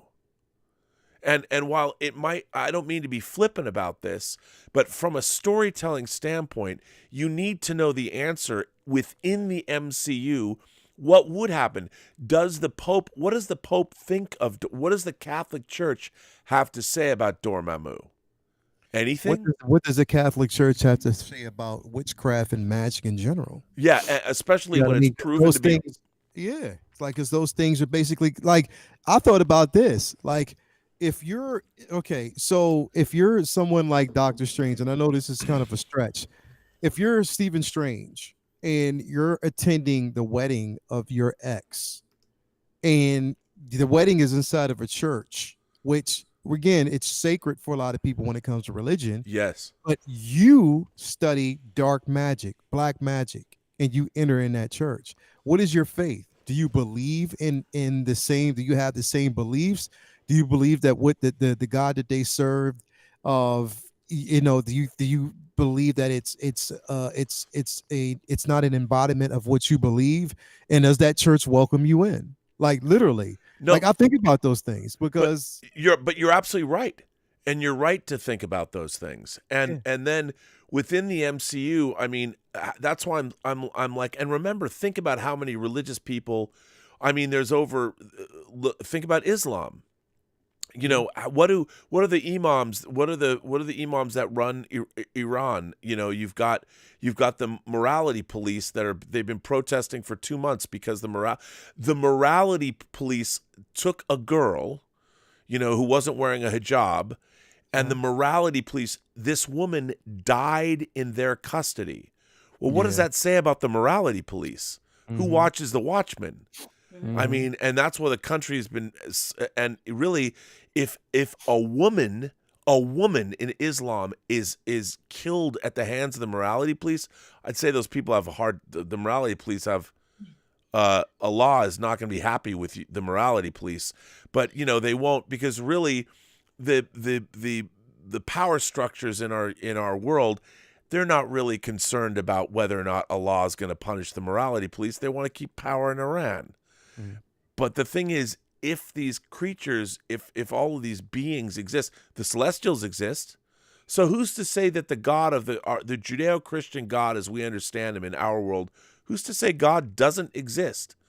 And if God does exist as some kind of an entity you can perhaps interact with, and you have beings, I know we're going off into the weeds, but all I'm asking is that when you're dealing with the cosmology of the MCU, I want to know the answers to these questions, because, Lael, you bring up a good point. Would Doctor Strange walk into a church? Yeah. Or as a respectful person, he's like, I don't want to desecrate hallowed ground, because who's to say that you don't want to bringing dark arcane energy into a church would be disrespectful. Well, Robert, before it hits 3:00, did you have a letter that you wanted to read while we're here, or are you going to read it later on tonight? No, I'll save those because they're kind of off topic of this conversation. Okay. So Omar, I'll read Omar's letters later. Alon Abdi, Alon Abadi says, I'm going to pitch a 70s style blaxploitation movie set in the Wakanda nightlife with M'Baku's bachelor party with friends and a crazy night out in a strip club. Hear me out, Kevin Feige. I would watch that movie. The Hangover in Wakanda. But let's see. Henry K just sends in a super sticker. Support. Thanks, Henry. Alana Batty says, my second viewing of Wakanda Forever was tough to finish. It's a long and sad movie, and it's hard to watch twice. I don't want to see this movie for a while. I could see that. I could see that. Alon, you sent me a super chat and a tip. You can do one or the other. You don't have to do both, but I thank you for that. So yes, there's two ways if you want to send it. There's a tip link in the description, or you can do a super chat. However you want to do that. Clint likes everything. Says if Shuri went unconscious in the fight for a sec and had a longer touching talk with her mom, it wouldn't feel like a BVS Martha attitude change, and the point of the movie wouldn't be lost on people. Huh. I don't know. Is that true? I didn't feel like it was a Martha moment or any of it. I totally understood where Shuri was coming from in the movie. Yeah. And when she sees Killmonger. Yeah. Yeah. It's the places where she was coming. So again, with that scene is because of where she was in her life at that point. She was vengeful. Like literally vengeful. She lost her mom, lost her brother. Like the world had no meaning to her anymore at that point. You know, she wanted to see Namor die. Like that's it. She wanted to see him die and burn. And everybody who's affiliated with him burn. Like literally. Until she came to that realization in which she needed to the essence of her mother, you know, to visit and say, look, show them who you really are. You know what I mean? That was deep. It's definitely deep. Yeah, I thought so. I agree. Mm-hmm. Al Renshaw says, after Black Panther 2, it seems obvious that Fontaine is assembling the Thunderbolts to go after Wakanda. Maybe we get Red Hulk and they have to team up to stop him. I don't think we're going to get Red Hulk. I think there's too many Hulks. They gotta bring our Hulk back to his natural state. And the only thing that would go against that is that I don't think, especially considering the simple fact that, you know, Bucky Barnes, his life, he has a life debt to them. You know, literally, they saved his life. Yep. I don't think that he would basically be with that. I really, really don't think he would be with that. Now, if they're saying that he's something he has to do, I don't think. I really don't think that, though. I think that they're just trying to get some raw material from them, but I think that, and they're probably keeping a lot of that information away from Bucky Barnes. Yeah, he has no idea what's going on. So. Yeah, I like Bucky Barnes too. I mean, I do too. I do too, a lot. Mm-hmm. Alvaro Bazan says, "Is this a hot take? House of the Dragon has an overall better story, but Andor has better individual acting." I think both of them have. I like both of their stories. I like both shows quite a bit. Mm-hmm. You know, I really do. Yeah. But it's not a hot take. Al Renshaw goes on to say, between Hank and Janet, you think it's likely that maybe one or both of them dies in Quantum Mania? Janet. I don't know, man. I don't know. Janet could die. She could. We could possibly see her pass away. But we just rescued her from the quantum realm, man. I know, but you know, there's nobody's safe in the MCU. Hell, we didn't think Angela Bassett, you know, would die. Ramona, we didn't think she would actually die. I didn't see that coming. That was a surprise. So that was weird. Mm-hmm. That was weird. I mean, I thought for sure that stab wound that you know, Shuri in you know, that I was like, and she got impaled. I was like, and she survived that. Like literally. Like she was done. I mean, but we know it's Yeah, the heart-shaped herb. I mean, the heart-shaped herb that she took. I mean, it does have some healing qualities. Mhm. So, that could be it as well. Well, listen, we have the end of the super chats. Al Renshaw says, "You think Janet has met Kang before?" Oh, I Yes. think that she has. I forgot to Yes. tell you. I Yes. didn't tell I you. don't know. Yes. I don't know. Yes. I think she I think has. she does. Yes, she has. Yes. Drew Skizzy in the chat says, "Hey, Rob, I just took some shrooms. Wish me luck. Good luck, buddy." Yep. Don't go outside of the house. Yeah, Ooh. just stay in, enjoy the ride. Mhm. Um, but yeah, well, listen, kids. It's Yes. 3 a.m. Yes. I'll let you go. I was let you go at 3 a.m. I want to thank you for all being here. First of all, where can people find you online? Well, guys, you can always find me on Positive Fandom, my YouTube channel at 10:30 a.m. Eastern Standard Time for my Sunday brunch show where we do all the parlay in the fandom and creators. Come on over. We will promote your shows and we will talk about everything that's going on. On Monday nights, you can find me here on the Post-Geek Singularity at 6 p.m. for my show, Ladies of the PGS with Lorena Creole. We will be talking more Wakanda guys and Jason Momoa stuff for Monday. You can also find me sometimes on the 1/6 Scale Man Network Yes, you for can. either Say What or Uncivilized Scoundrels. Yes, yes, yes. I also stream with Lorena on our show Toxic Male Appreciation, where we do all the fantastic talk of men and entertainment. On Fridays, you can also find me at Midnight's Edge in the morning with Tom and Andre at 12 o'clock. And you can always find me here on Midnight Musings with Lael and Robert here on the PGS. And thank you, everybody. Tom in the chat. We are all goof people. And Hmm. just another wonderful night on Midnight Musings, Yes, guys. yes, yes. Yeah, and Lael, where Yes. can people find you? Well, they can definitely find me on the 1/6 Scale Man YouTube channel. Make sure that you actually tune in for that. We have Collectors Lounge International on Sunday, Comic Book Talk with Friends on Monday, Say What Wednesday. We talk about everything in the 6 Scale community. We have Uncivilized Scoundrels on Thursday, where we talk everything Star Wars. There's Figure Flex Friday, where you, the viewers, get to basically flex your collection. So definitely have that show. And of course, we have Midnight Musings back here on next Friday night. Can't wait for that. And yeah, that's what you can have. Right now, we do have the Thanksgiving initiative going on, where all donations proceeds, all super chats goes towards making sure that we are feeding families for Thanksgiving. So that's what we're doing right now. So just to let I you know. love that. Yes. Well, listen, kids, I will bid you farewell. I'm also going to end this chat. I'm not going to stay up for another couple hours because I had an exhausting week.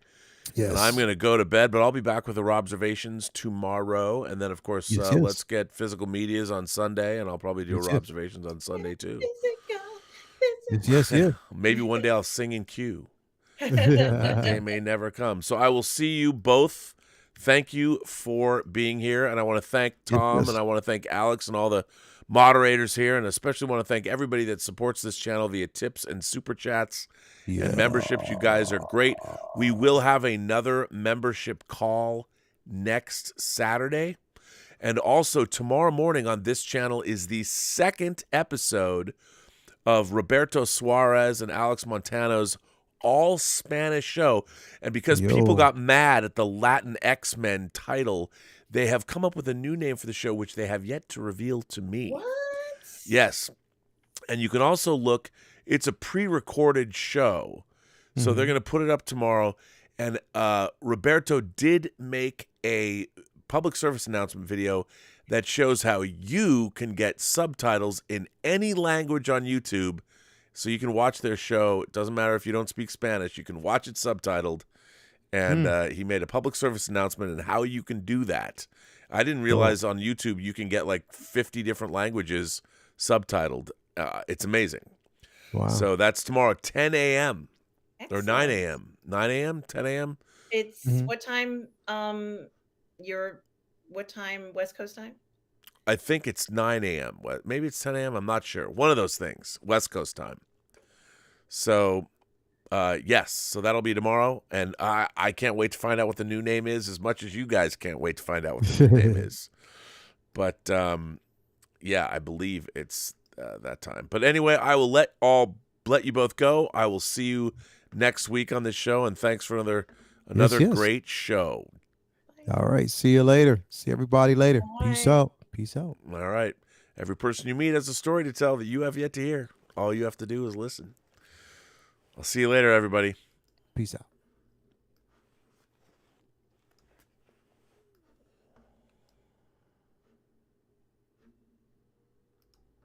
Of course, I could just stay here and chat, but I must go to bed. I have to go to bed.